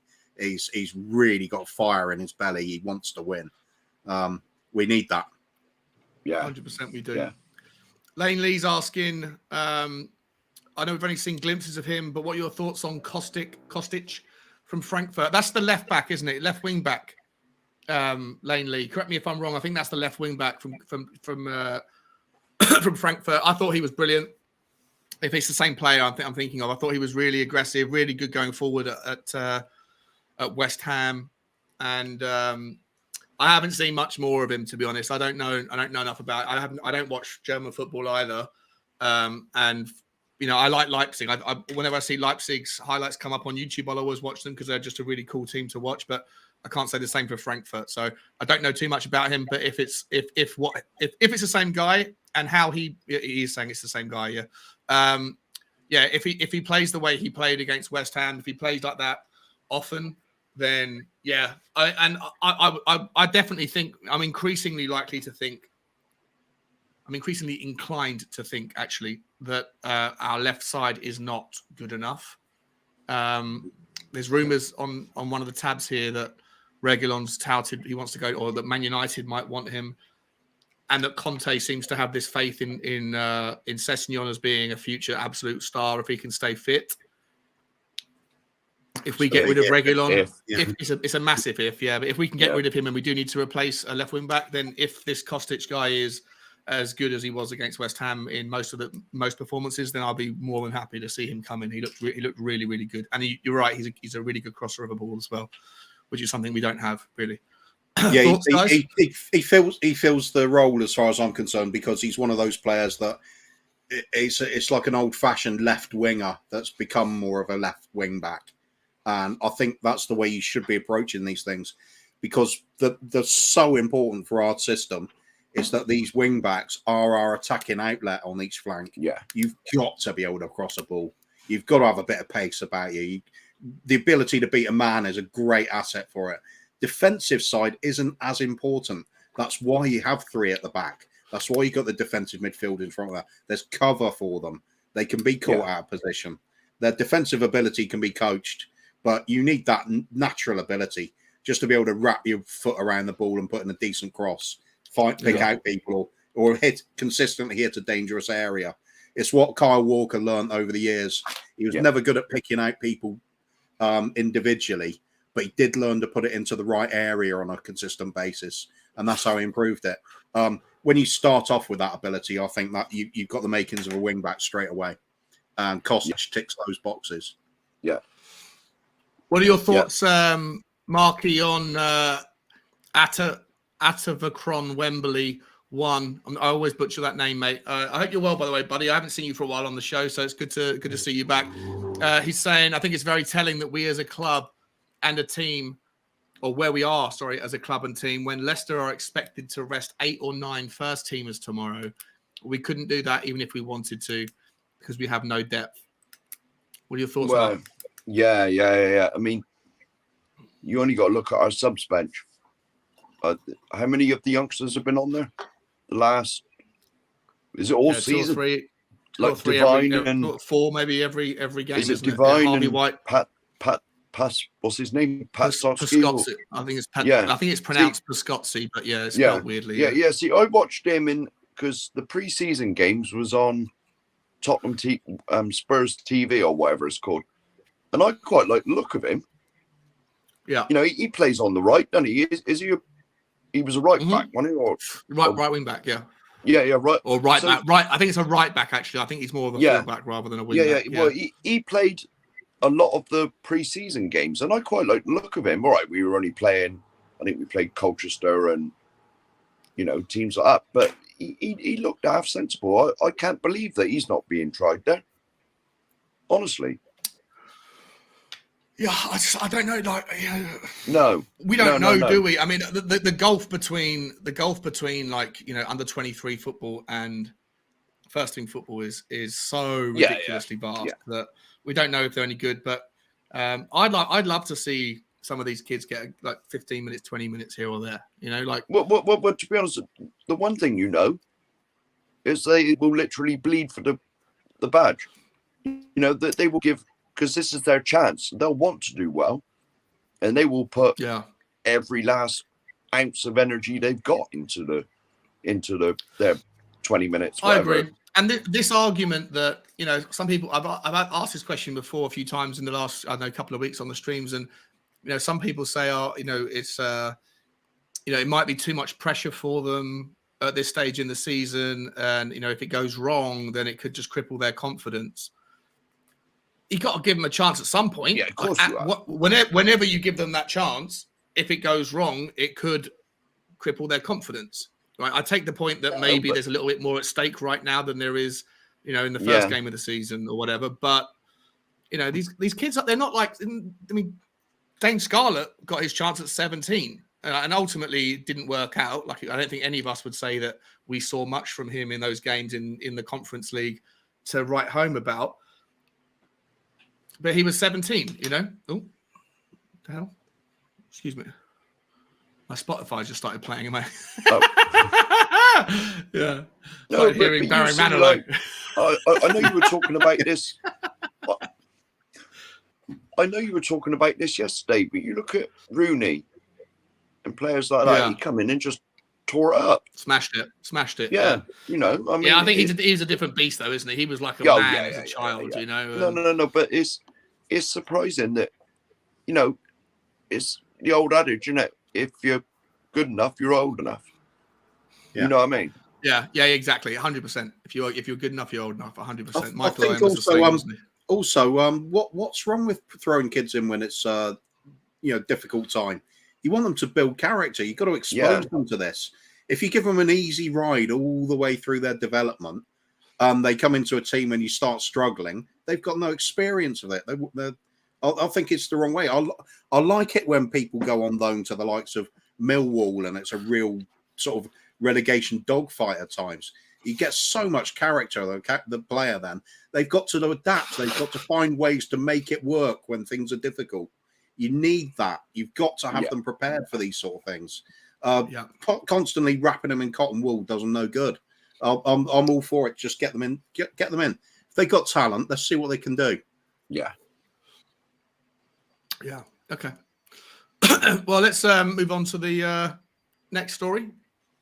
We're only an hour behind schedule. That's okay.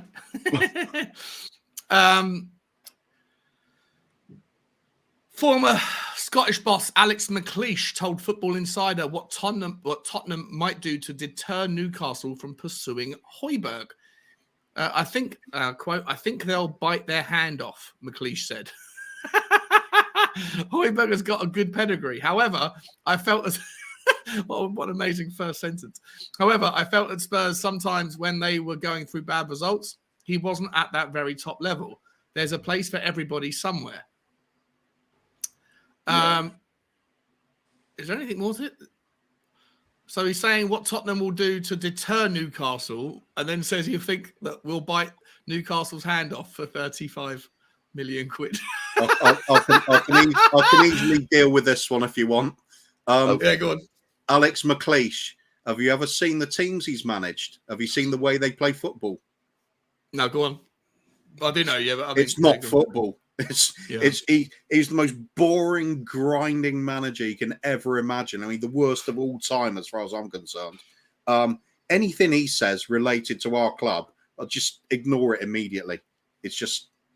Okay. It's do you think there's any truth though to the? Do you think like if Newcastle do come and bid 30 million quid for Hojbjerg, do you bite their hand off for it? To me, it sounds like a lot of money for a player that. Look, he's a good, solid squad member, and I know that we would want to get rid of certain other midfielders, before him, like Harry Winks. But 30 million quid, that's not to be sniffed at. And I think you could do better. I'll take it, but only take it if you've got the replacements lined up. You use that 30 million to bring in part money and add to it and bring in 2 players. To cover those midfield positions, we're better off. I find him overrated, but right at the moment, he's what we need. Because you could probably if you sold him for 30 million, and then you could probably pay Villarreal like 20 million plus Lo Celso and get Pao Torres. There we go. I know Pao Torres.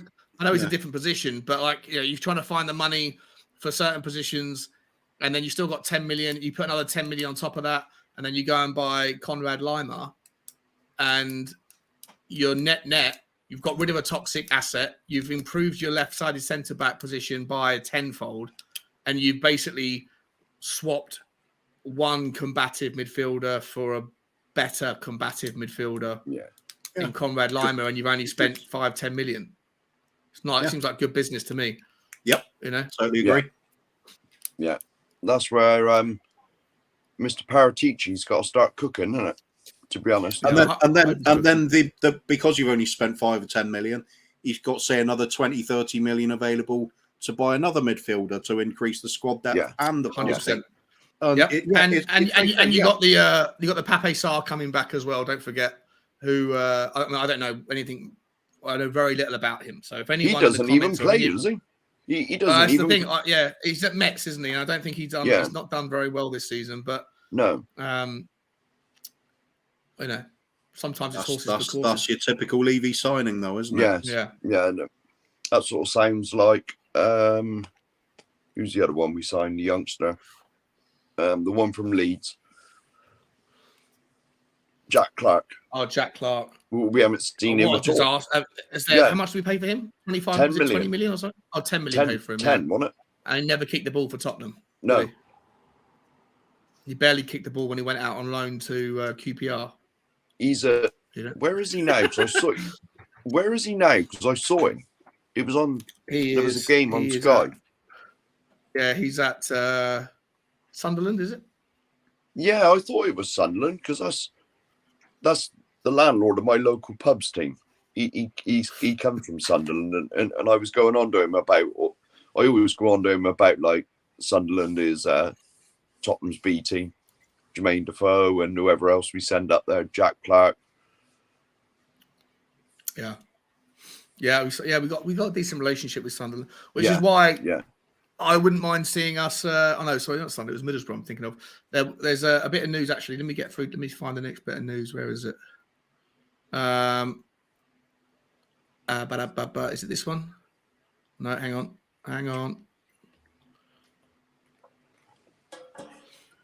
No, I can't find it. Anyway, move on to the next story.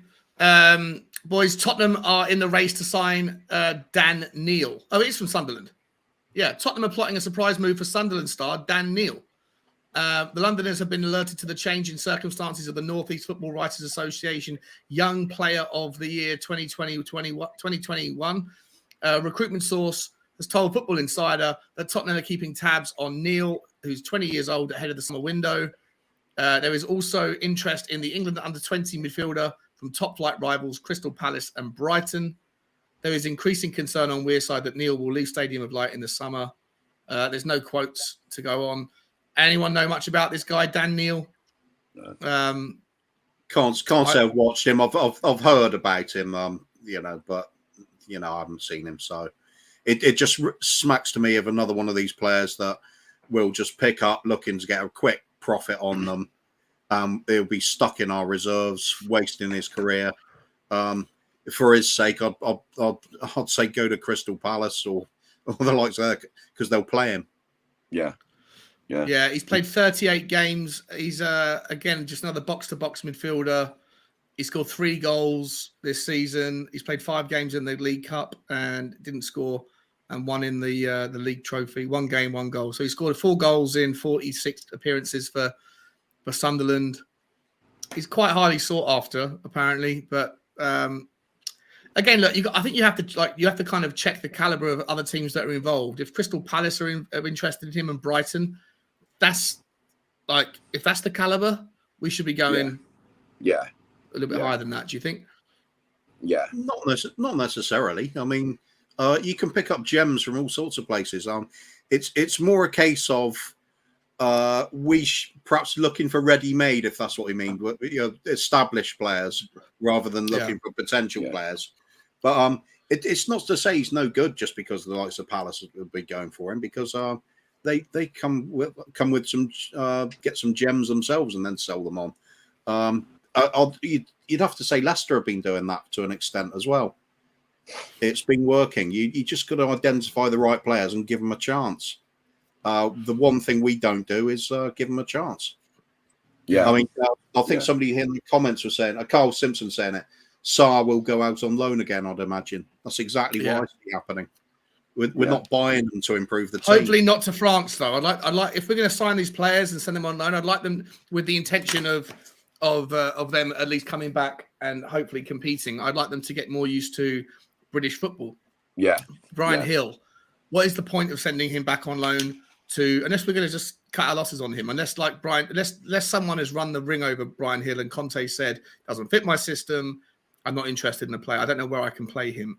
I don't want him. Then obviously you can loan him back out and try and take the fees for the loans and try and pay down the money or whatever that you paid on him. But if there's an intention to see if this guy can come in and do a job in a Tottenham shirt, then sending him back to a place where we already knew he could succeed in a slow-moving, build-up play style league like Spain, and then he comes to England and struggles, why send him back to Spain? Send him to the Championship. Send him to Norwich. Send him to Fulham. Send him somewhere. Fulham are going to be up in the league, in the Premiership next season. They're going to need new players. Why not? It seems illogical. It's because all they're interested in is the resale. They just want to buy him, let him develop, and wherever it is, they don't care, and just put a few extra million on his value and sell him on. That's Levy for you in a nutshell, isn't it? Yeah, maybe. Yeah, I'll take your point. I just don't know how much more. Do you think Brian Hill's value has increased in the last year since he's been back at Valencia? Or where is he? Valencia? Or he's at Valencia, isn't he? Yeah. Relative to what it would be if he had stayed with us and he's not playing, then yeah. Okay. Yeah, he's doing quite well over there, isn't he? He's doing. Yeah, he seems to be very well. Yeah. So, he's doing very well. Yeah, he lost in the Spanish Cup final last week or 2 weeks ago. But he's having a good season apparently. Didn't he? Yeah, he did at least get there. Yeah, exactly. Anyone else? So Sean Daigle's under strict orders to get your channel to 1K subscribers on the In the Walsh. Bob Spur, he is incredibly driven by the idea that if I'm on the verge of getting to 1,000 when I'm on somebody else's show, that I will promise I'll do a dare when I was on We Are Tottenham TV, I think I just broke like 9:15 or something, and I said stupidly, "If we get me to 1,000 by the end of the stream, I'll do something stupid." And Danny Kiriakou said, "Like what?" And I was like, "I don't know. I'll shave an eyebrow, or maybe even crazier, I'll go on a diet."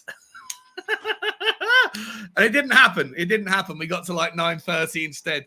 So I'm not sure if I'd rather everybody on this channel that hasn't already subscribed hit the subscribe button, and we'll just do it gently and gradually, and over the next couple of weeks or months or however long it takes. I'd rather do that than have to lose an eyebrow. Yeah.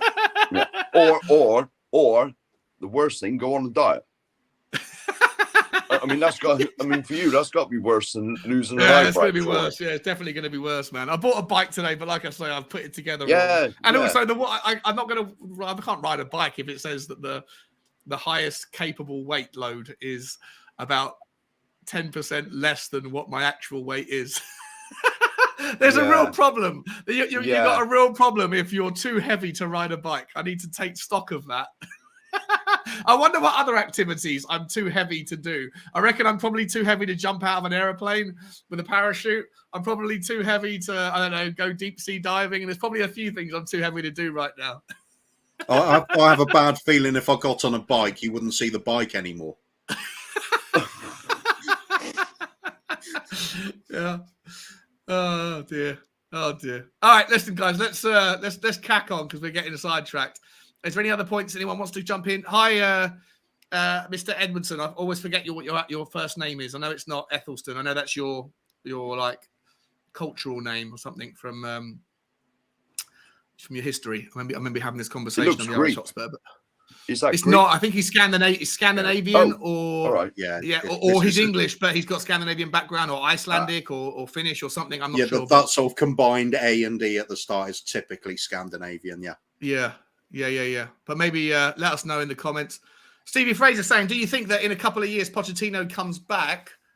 Would we be back giving the youngsters a chance? And how do you feel about that? Mark? Yeah. When you have an intake of breath. Yeah. Well, sound like a plumber giving a quote. If it's going to be costly. If Conte does not get backed, and he walks out, then anybody else, even if it is Pochettino, in my opinion, is a step backwards. Because we had him and he wasn't backed. We had Mourinho. All right, he was a bit finished. He was finished by the time he come to us.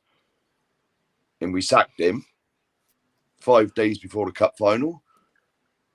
And now we got Conte. Where else is there to go after Conte? I mean, we're not going to get anyone better, are we?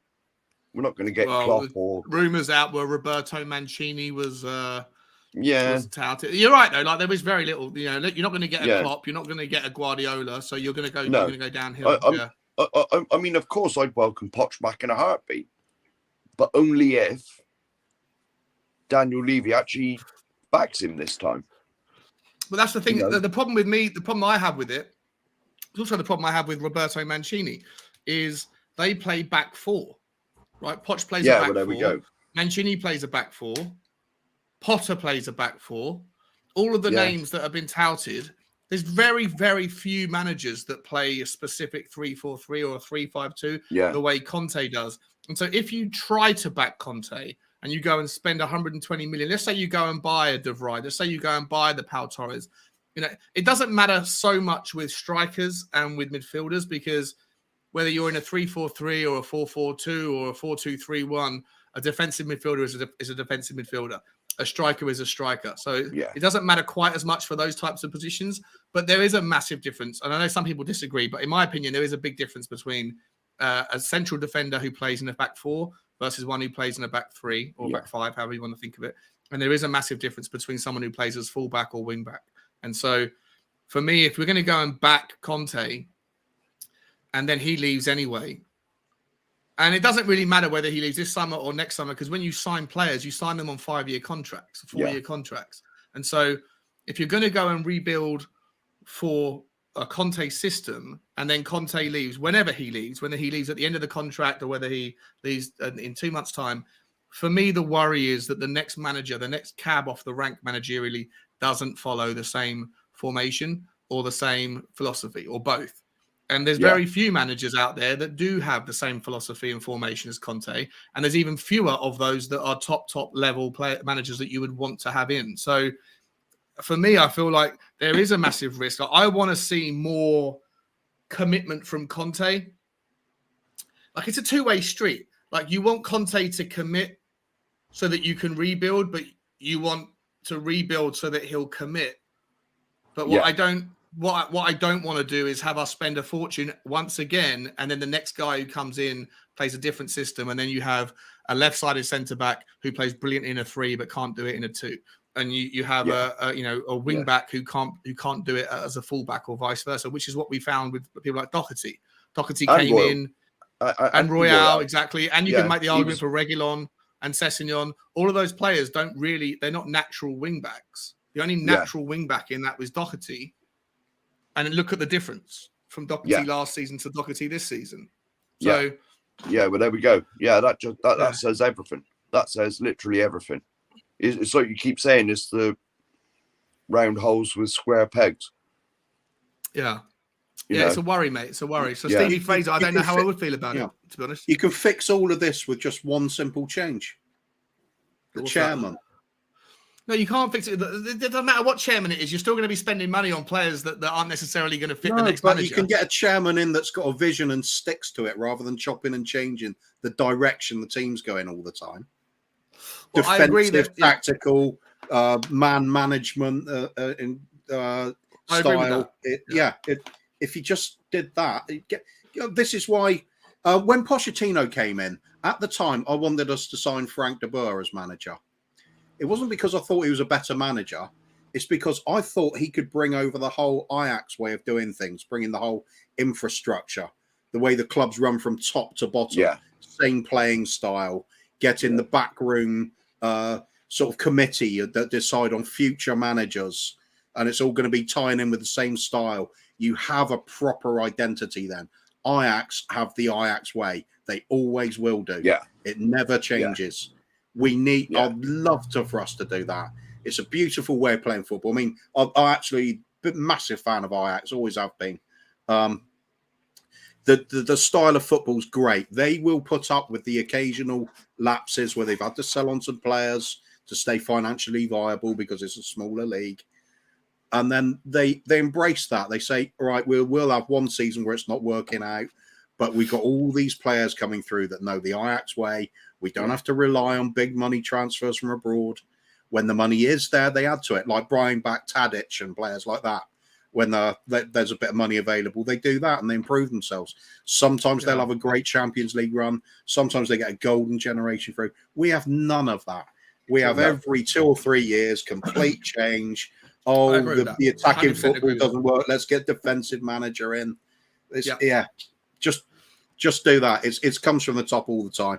Just some consistency. Yeah, I agree with that. Like, all you and on that basis, like, it's not that Daniel Levy. He doesn't need to know that much about football to just learn the lesson of continuity is key.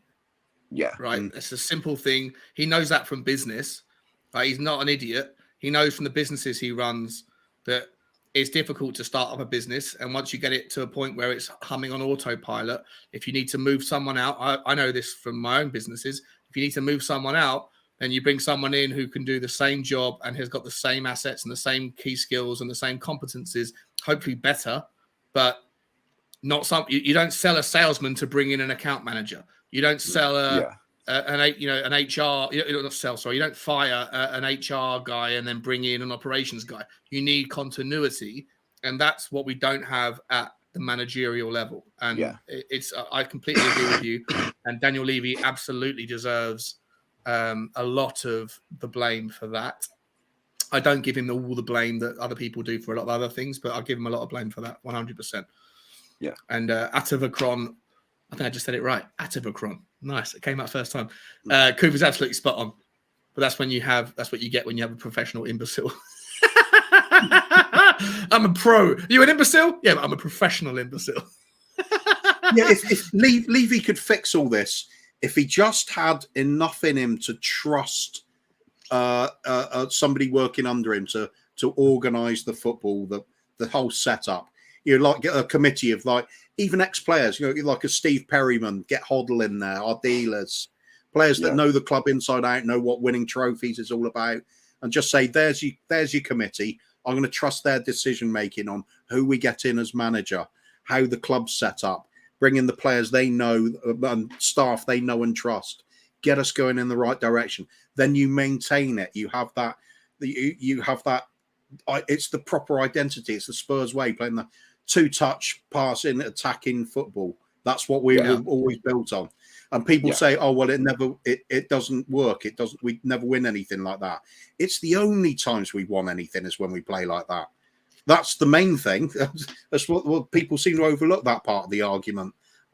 We always thrive on it. Let's get that back. We need proper football people in there. Daniel Levy does not do that. I think it's a trust issue. He needs to oversee everything. It's like he's micromanaging. That's the impression I always get.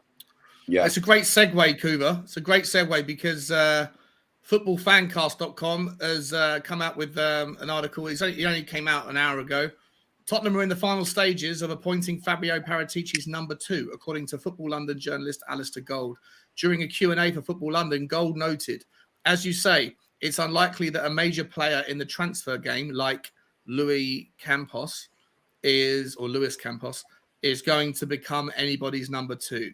As far as I'm aware, Fabio Paratici has drawn up a short list of the candidates to assist him in running the football side of Tottenham and is in the final stages of appointing his number 2, who is expected to be from abroad.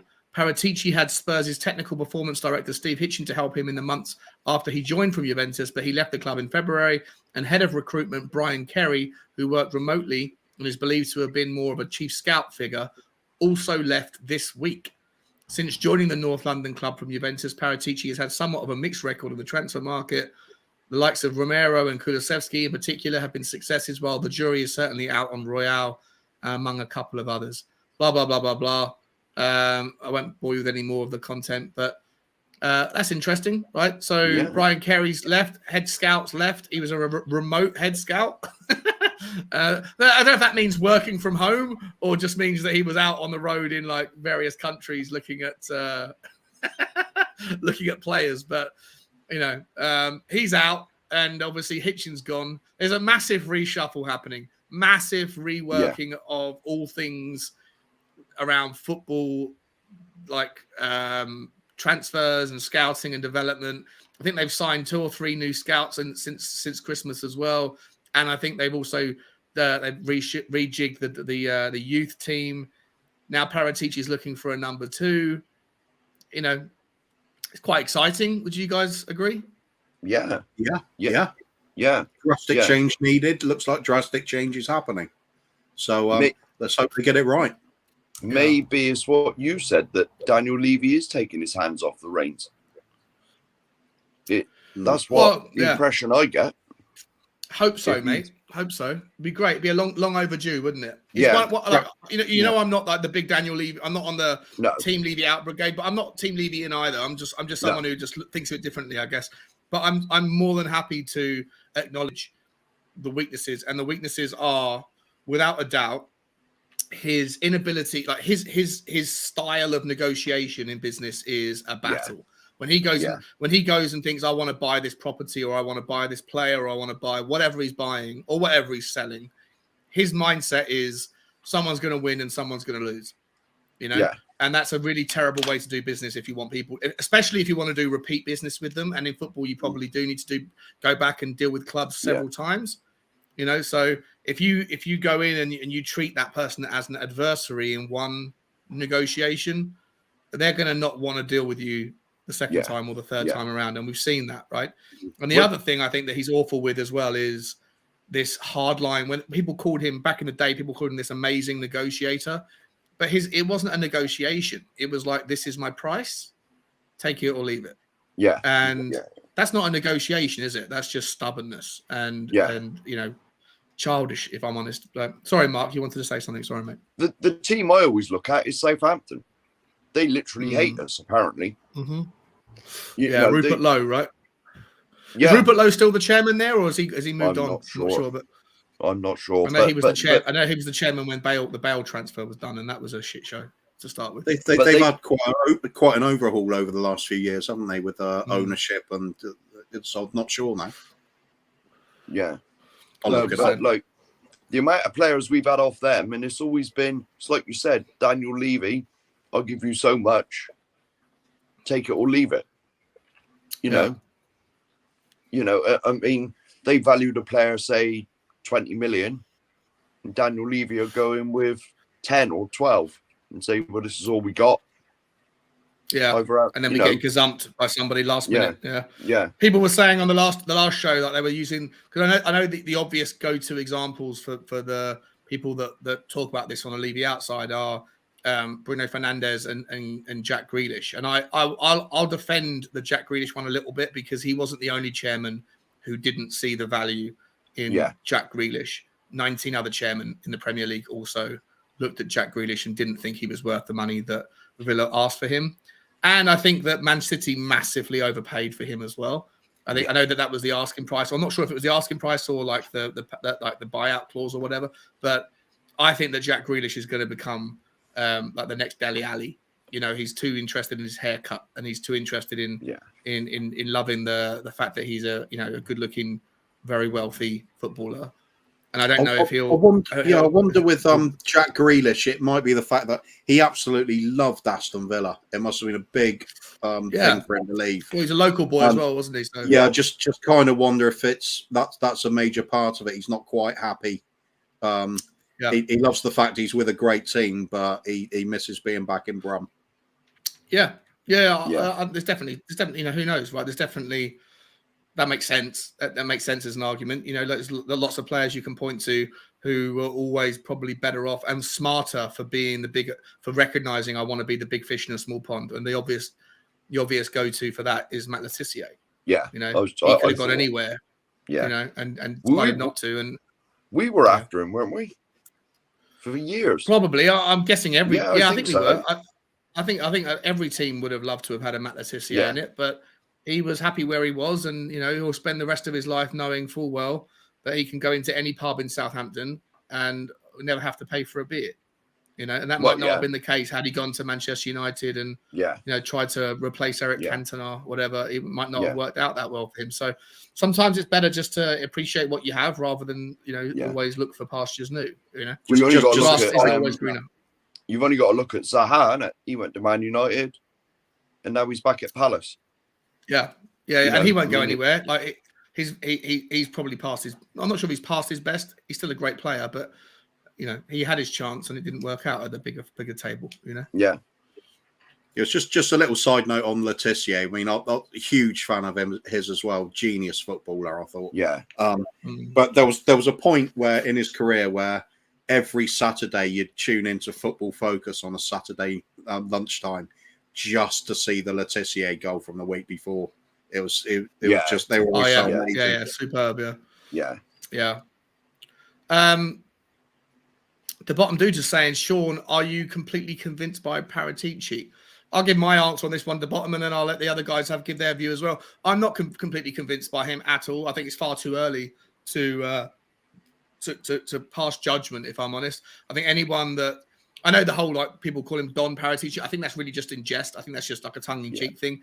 I don't think anyone is sitting there. Well, I hope if anyone is sitting there right now saying like he's the guy, he's flawless, let's trust him, then I think that's too soon. And I think anyone that's also saying he's no good and looking at his track record and what the amount of money he paid for Ronaldo, etc. at Juve. And also passing judgment on the signings for Tottenham. I think it's all too early. I think he's only had 2 windows, not even 2 windows, a window and a half kind of thing. And, it's far too soon to really know. He certainly did well with Kulusevski and with Bentancur, massive improvements. Certainly think to the wording in that comment in that article, the jury's definitely still out. If not, the jury's passed its verdict and Emerson is guilty of the crime of being not good enough. And then Brian Hill, that was a waste of money, probably. So, but Romero was a good one as well. So it's early days to the bottom for me. I think that this summer is going to, ask me the question again in September, and I'll probably give you a better answer. I'm not convinced yet, but we're well overdue an overhaul. It's not just about one man coming in. It's about the scouts. It's about the development. It's about the training and the youth side of things. And there's so many problems at Tottenham where we have this amazing ecosystem that should be just like generating so much value from all things that are related to the footballing side, and it hasn't for so long. And whether that's Daniel Levy's fault, whether that's the directors of football fault, whether that's Steve Hitchens' fault, whether that's the coach's fault, who knows, right? It's a combination. I'm sure there's the truth is always somewhere in the middle. And I'm pleasantly pleased to see that he's looking to re-envision the entire thing. Yeah. And I'll see how it plays out, but I'm not convinced by him entirely. I'm not even convinced by him at all. We'll see what happens. At the end of the summer, I think we'll be able to reflect better. What would you say to that, Kuva? Yeah, I agree. There's some jobs you just can't judge on one season. You've got to have a proper snapshot over several seasons. For me, it's a mixed bag with Paratici so far. As you said, for the likes of Romero, Kulusevski, and Bentancur, you've got a Galini, you've got a Brian Hill, you've got an Emerson. Yeah. So it is a really big, it is a real mixed bag at the moment. Plus, you don't know how much of an influence Levy's had over all this to start with. The big hope is, like we're saying, the big overhaul. Is it a case now, which I'm sincerely hoping, that Conte and Paratici together have too bigger egos, too bigger drive and demands from the chairman that Levy's actually having to go, whoa, okay, perhaps I better actually change things now, because this is like a bit last chance saloon for me. If I have to get rid of these two, where am I going to go then? He's now aware of the wrath of the fans when things are going badly. He isn't going to have forgotten that home game against Man United when the fans started turning on him. So I think he's going to he is currently releasing his grip a little bit and thinking, this time got to get it right. That's the big hope anyway. Jury's out on Paratici. Some people say he's the Don. Some people say he's a complete fraud. You just can't say either if you're sensible, I think. As you said, Sean, I think it's tongue in cheek with the Don bit. It's just a bit. It's just a nickname, isn't it? Because he's Italian and stuff. Marky? Yeah, well, there's nothing really more I can add to that. I mean, it's like you said, the jury is still out. Yeah, he's made Bentancur, Kulusevski, Romero, 3 excellent players. Well, so far they are. But it's like Kuva said, you got Galini, Gill, and who was the other one? Emerson. Yeah. Well, there we go. So he's at the moment. 3 for 3. He's 3 from 6. Yeah. Yeah, he's 50%. He's 50%. So I mean, it's like you said as well, Sean. Ask the question in September after we've had the summer, and see what sort of state we're in then. I still think that would probably be a little bit too soon. I still think that would be a little bit early. To pass full judgment, because we won't know whatever signings he's brought in has done, right? Or how they land. But I think we'll have a better idea, a bit more data to work with, and then maybe opinions can start to form. Anyone that's made their mind up on Paratici at this stage is shooting their load a little bit quickly, and then I think that by September we'll have a better opinion of the quality, but then whether or not those players land and do the job and make a success, it's unusual for players like Kulusevski and Bentancur to come in and do so well so quickly in a new league they haven't played in before, in a new team. That's an unusual thing. So even if we sign 6 or 7 players next season, and even if they all fit the system and they play the right square pegs for square holes, etc., you're still probably only going to get 50% of those that hit the ground running at best. The other 3 or 4 players that come in are probably going to be like, they're going to, some of them will struggle to adapt to the culture, the climate, the language, whatever. And so I think you can start to form your opinion on Paratici at the end of the summer, and then you probably wait until January or wait until even the next summer before you kind of go, okay, now Paratici's, it's not good enough, or this guy knows what he's doing, and we should really build it around him.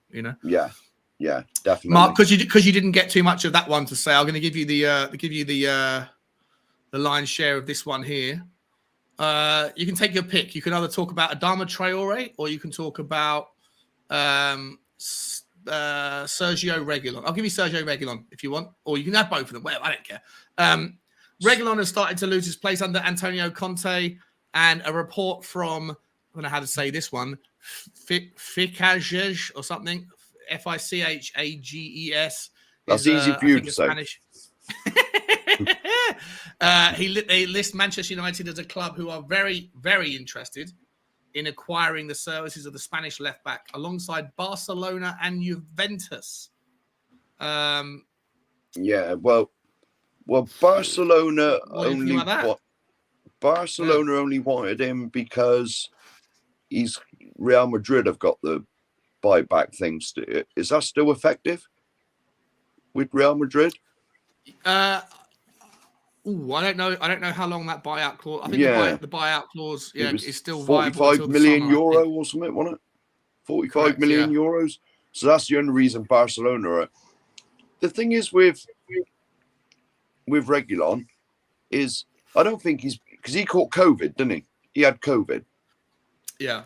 He's injured again now, though. He's been since January. He seems to have had an injury every other couple of weeks. He seems to have been struggling ever since he had COVID. I know he disappeared, and he was at the Christmas party he was attending. Yeah. There's There's a little bit of news as well. I've always had this opinion that Conte and Reguilon don't get on. I don't know why. There's not much for me to base that opinion on. I've just got this inkling in my stomach that he doesn't particularly like the guy. Or that they argue or something, Yeah, he seems to favour Sessegnon, doesn't he? But unfortunately, Sessegnon's made out of plywood. Glass. We always break. Yeah, 100%. But so, I mean, when Reguilon first turned up, he was on fire. He was absolutely on fire. And then obviously, none of us know what goes on behind the scenes, but it seems ever since he got caught out at Christmas and he was at Lamella's house, I think he was involved.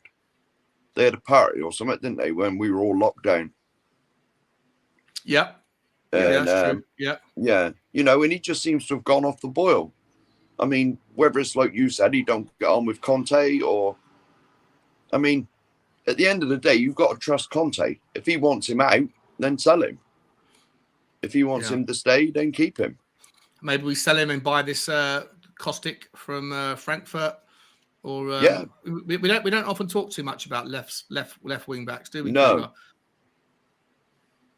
I've got another theory as well. You remember when Mourinho went over to his house and he'd brought it was a massive joint of meat. It was like a gammon or a ham or something. Oh yeah.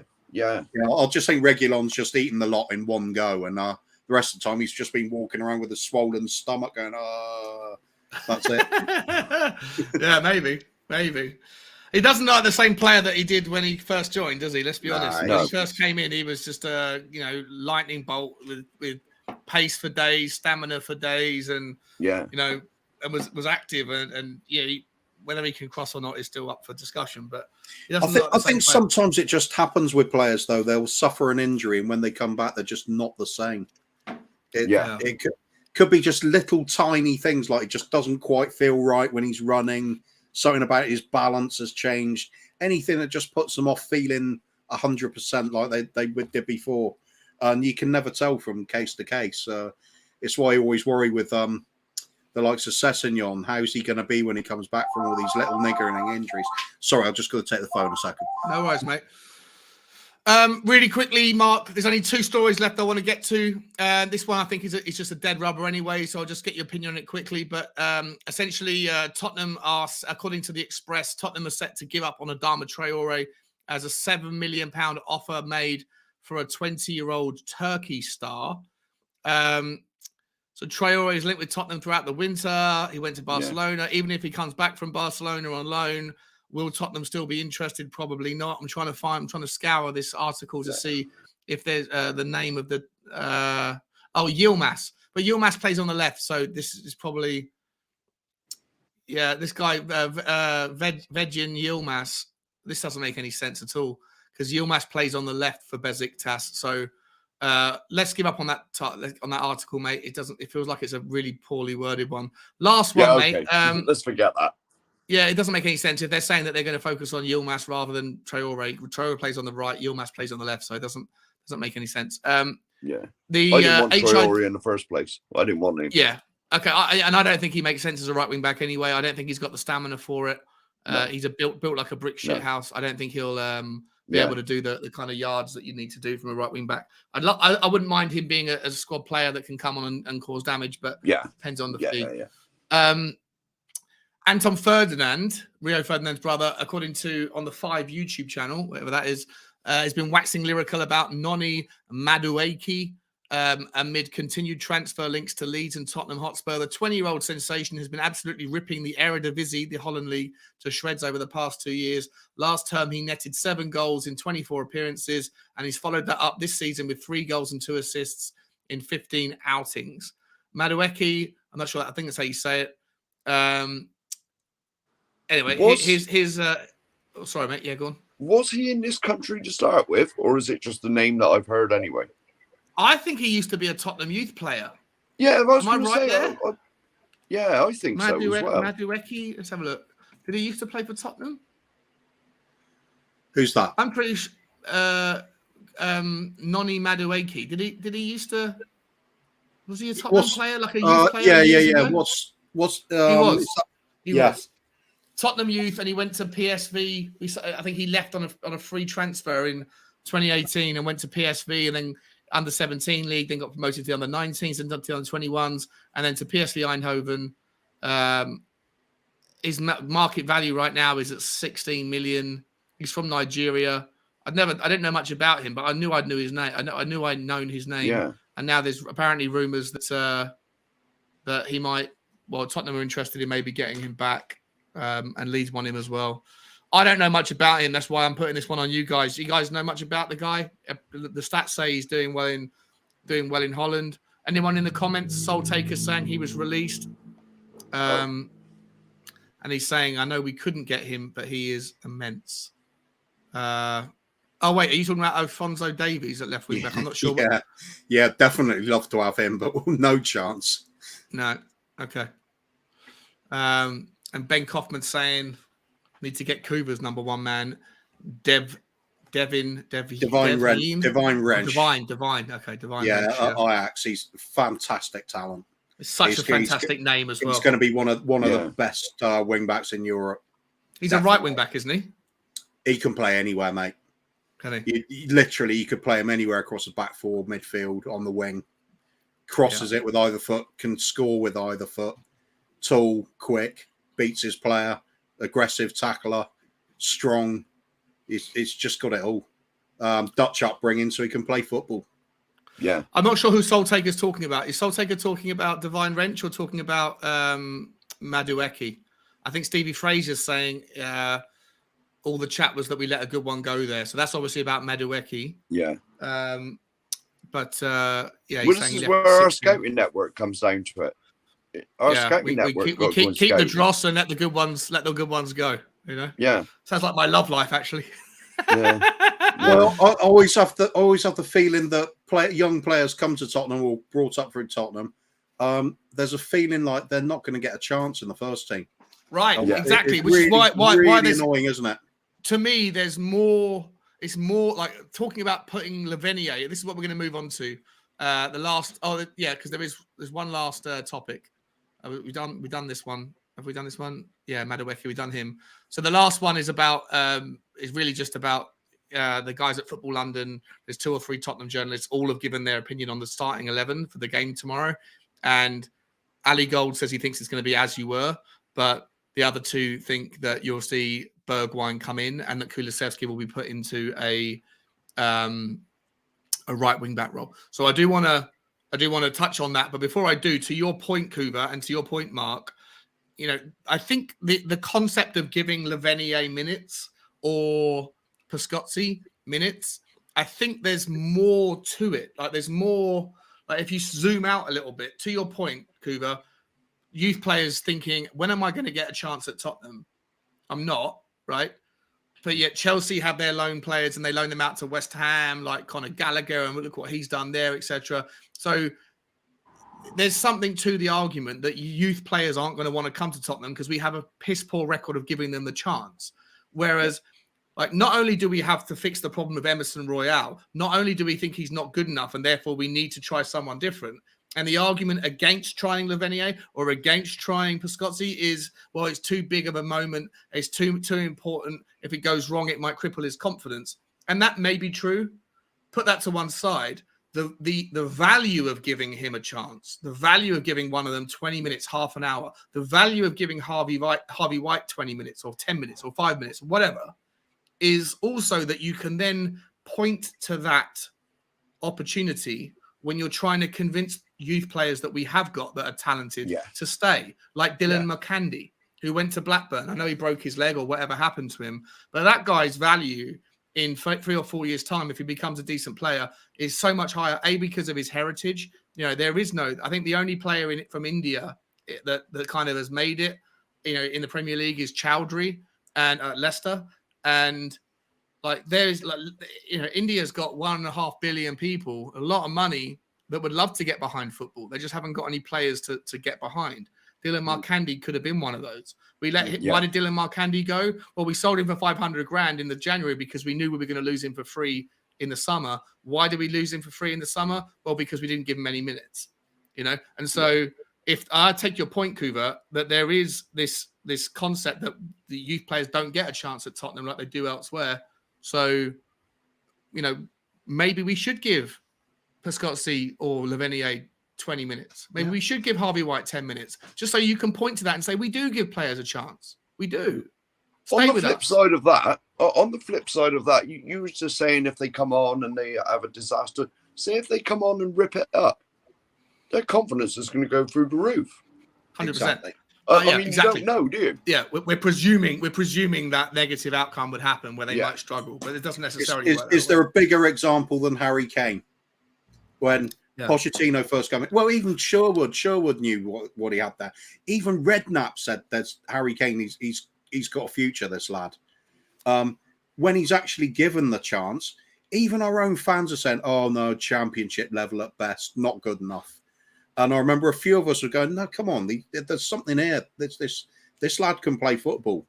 And I remember there was an admin working with myself on one of the Facebook pages, on Spurs pages, and we were saying sort of a bit tongue in cheek, but also a bit sort of we think he can actually make this. We think he can actually become our main striker, and we're saying Ballon d'Or nominee and such, and Golden Boot winner, and everybody was going, "Oh, you're out of your minds," and stuff like that. But it just goes to show what you can get if you just give them a go. Yeah, just give them that chance. Yeah, and I hate seeing it. It really annoys me. The likes of even West Ham doing it, and that they'll bring through what's the hot property at the moment? The English lads that Chelsea want. God, I've forgotten his name. He'll come back to me in a minute. So who you talking about? Sorry, say again. West Ham. The England player. Declan Rice. Declan Rice. That's him. Yeah, look what's happened with him. No problem. Just play him. He's good enough. Yeah. I mean, are we saying all of our youth team players aren't good enough for the first team? If they're not, then why are they at the club?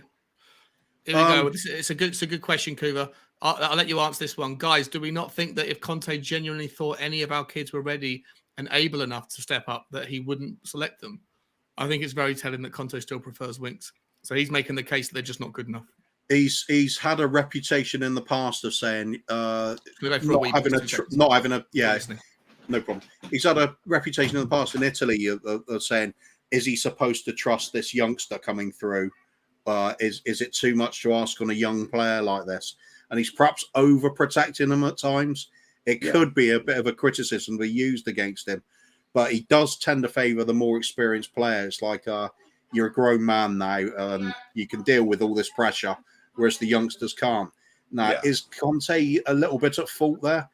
Possibly, but it's the way he operates. We all know that, and he's not going to change that in a hurry. So, from developing our youth at the club, that's going to be a bit of a bit of a long-term problem, isn't it? Don't know what you think, Mark. Do you think Conte's likely to give the youngsters a real chance? I mean, we've seen it with a couple being given a go. Yeah, it's like you said though. Wherever he's been, he insists on the finished article coming in. Yeah, you know what I mean. Yeah. He'll want someone who's been there and done it, proved himself. But it's like I just said. How do you know unless you give these young? I mean, let's face it. I'd sooner see anybody at right wing back than Emerson. Anybody. Yeah. Anybody. I mean, Jesus. Who was it in the comments here saying about Ed M saying, you know what, Spurs fans are like a few bad games and that's shit. That's true as well. Yeah. Our fans turn like that on players. What's happened with Harry Kane this season? It's one of the most horrendous things I've seen. So many people saying Harry Kane, get rid of him. He's down tools and stuff. It's like, there's a lot to put into a lot of these things that we don't know what's going behind the scenes a lot of the time. And it's a combination of things, but our fans do turn very quickly on players. It's a bit disheartening at times, but a lot of times you put two together and come up with 5 or 6. We're always going to do that as fans, especially on these sorts of shows. It's all our opinions, isn't it? Because and we have to talk about things, right? And the wonderful thing about being a Tottenham fan is that there are always things to talk about, even if you repeat yourself 3 days on the spin, which is what I've been doing because I've been wanting to do more streams. And you know what? When there's only one game a week, it's difficult to find 3 days worth of things to talk about. So that's why I'm going to come on and keep repeating myself. And I hope you guys will let me keep repeating myself. There is no other news to get through, guys. There's no other news to get through apart from just to get your predictions and your ideal starting 11 on the game tomorrow and your thoughts and obviously where people can find you. I'm going to get Tottenham Tantrum Gold into the link right now for you, Mark. And then Kuba, let me know which channel you'd like to big up today. And Shelfside Spurs always. That's my. You're a big fan of Shelfside, aren't you? It's just comedy. I just love their style. It's laid back. It's fun. Very little football getting talked about, which is perfect nowadays. Superb. All right, guys, before I give them over to their predictions and their team selections, just so you know, guys, there's still 27 people on YouTube and there's still 10 people on other channels. Thank you all for stopping by. It was only supposed to be a best of 45-minute thing, but thank you to Kuva and to Mark. I'll thank them again at the end. If you haven't already, please hit the like button on this channel and the subscribe button. I'm on the march to 1,000. And also, please make sure you hit those links for Shelfside Spurs and for Tottenham Tantrum Gold. It doesn't take you away from the content. It just opens up another tab and you can show their support for them. Lastly, from me, before I get over to these guys, I want to say I'm also going to be in a couple of hours. I'm going to be doing. I don't know if it's live or if it's just a no. It's a pre-record. It's a pre-record thing for Bobby K's kids channel over in Canada. 3 Spurs boys, lovely family they have over there, and you know what? It's all about the kids, right? So please show your support for them. They're really enjoying the moment and the experience of growing a channel. And speaking to Bobby, their confidence is just going through the roof, which is such an important thing to see and a wonderful thing to see. So for those that haven't, please hit the 3 Spurs boys. And the last channel I'm going to plug is also where is it? Bob Spur TV. I'm going to be, I think, I'm joining Brian Dagleton tonight at his show for what's it called? In the Wall. In the Wall. Yeah. You're not out for the curry then? You're not out for the curry? I'm not out for the curry now because after this, I've got lots of work I've got to do with some clients, and Saturday's the only time they could do it, so I can't get up. So if there are 50 of you that out there that haven't subscribed yet, wait until Sean is on Bob Spurs in the Wall and do it then, and we'll get him eating like, I don't know, dog food out of an ice cream cornet or something. Well, we'll see what happens, guys. We'll see what happens. Either way, it's always a massive pleasure with Kuva and Mark, and thank you everyone for stopping by. But before we go, I want to let's go to Mark first. What do you want to see tomorrow with the formation, and what's your prediction? Well, I believe that it will be more or less the same as has been.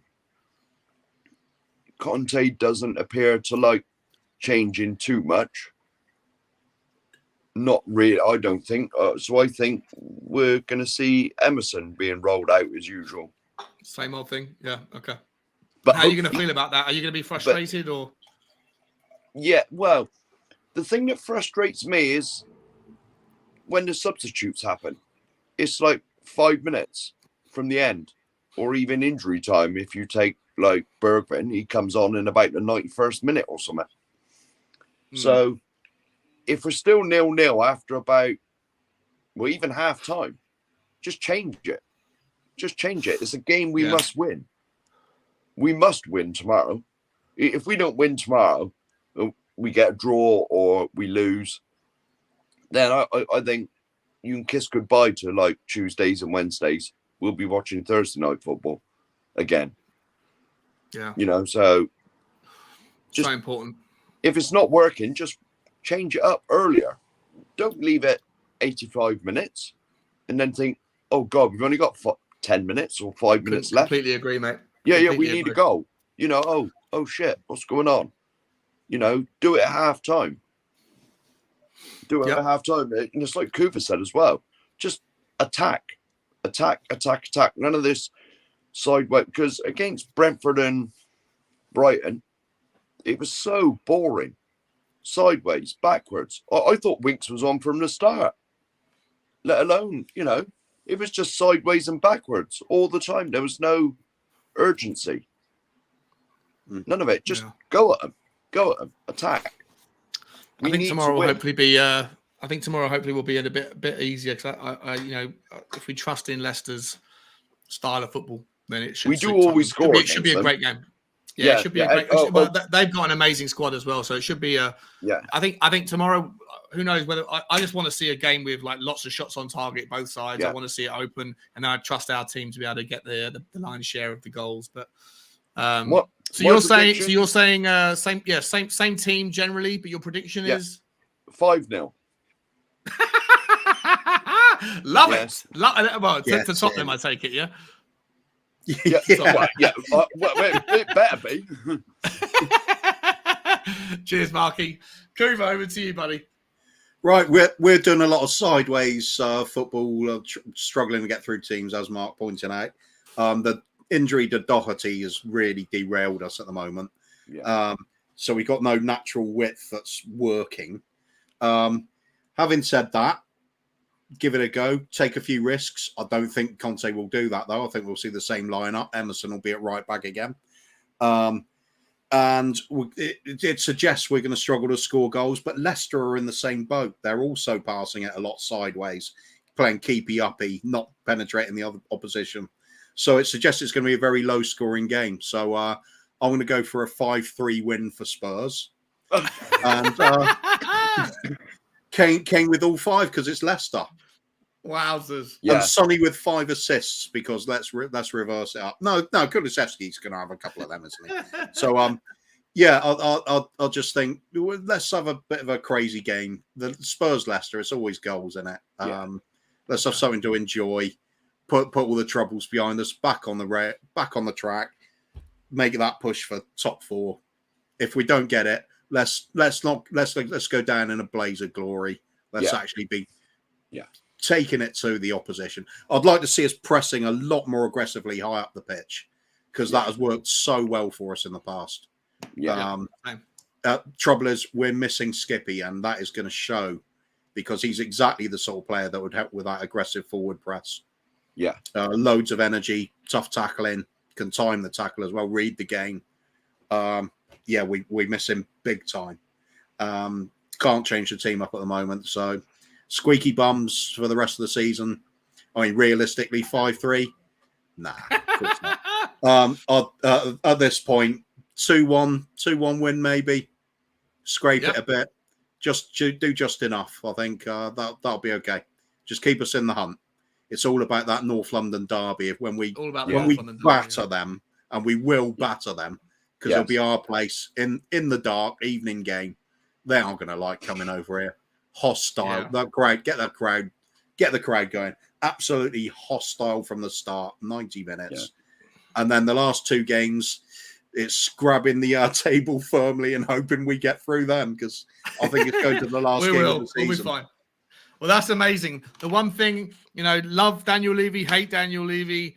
The one thing that he has created for us Tottenham fans is a club where there's always things to talk about, good or bad, and that generally speaking, there's very few other teams that have as consistently had a full season of interest as often as we do. I can't remember the last time that our season was kind of mathematically done by April or by March. And that's not something you can say for every club or even most clubs. So, we've always got something our season starts in August and finishes in May.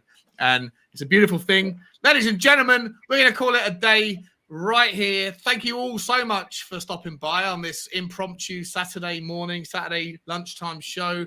I hope you found some interest and entertainment in listening to us waffle on. Thank you so much to Kuva and for Mark for joining me. It would have been a lot shorter and a lot harder for me to have done it if it was just by myself. And so thank you for you guys for giving us the talking points and some back and forths. I love you guys, and you're always welcome. Guys, you can find me later today on Bob Spurs show, and I think also Irish Hotspur, I think after that or later on or beforehand or something. There's a couple of channels I'm going to be on, and obviously look out for my appearance on the 3 Tottenham Boys, the 3 Spurs Boys show. Mark is always going to be on Tottenham Tantrum Gold, and Kuva at the moment is he's off and back here, but I know he's off on loads of other channels as well. So find him everywhere, find Mark everywhere, find me everywhere. Guys, come on, you Spurs. Let's do it this weekend. It's massive, and look out for Tottenham Spurs Talk Show to be doing more live streams, impromptu, sometimes planned, sometimes unplanned, but always we're going to be going live for probably what is always going to end up being longer than was intended. You can do it if you want. Everyone can do it. Thank you very much, guys. Everybody in the comments, your stars for stopping by. Love you all. I'll see you soon. Come on, you Spurs. Come on, you Spurs. Come on, you Spurs.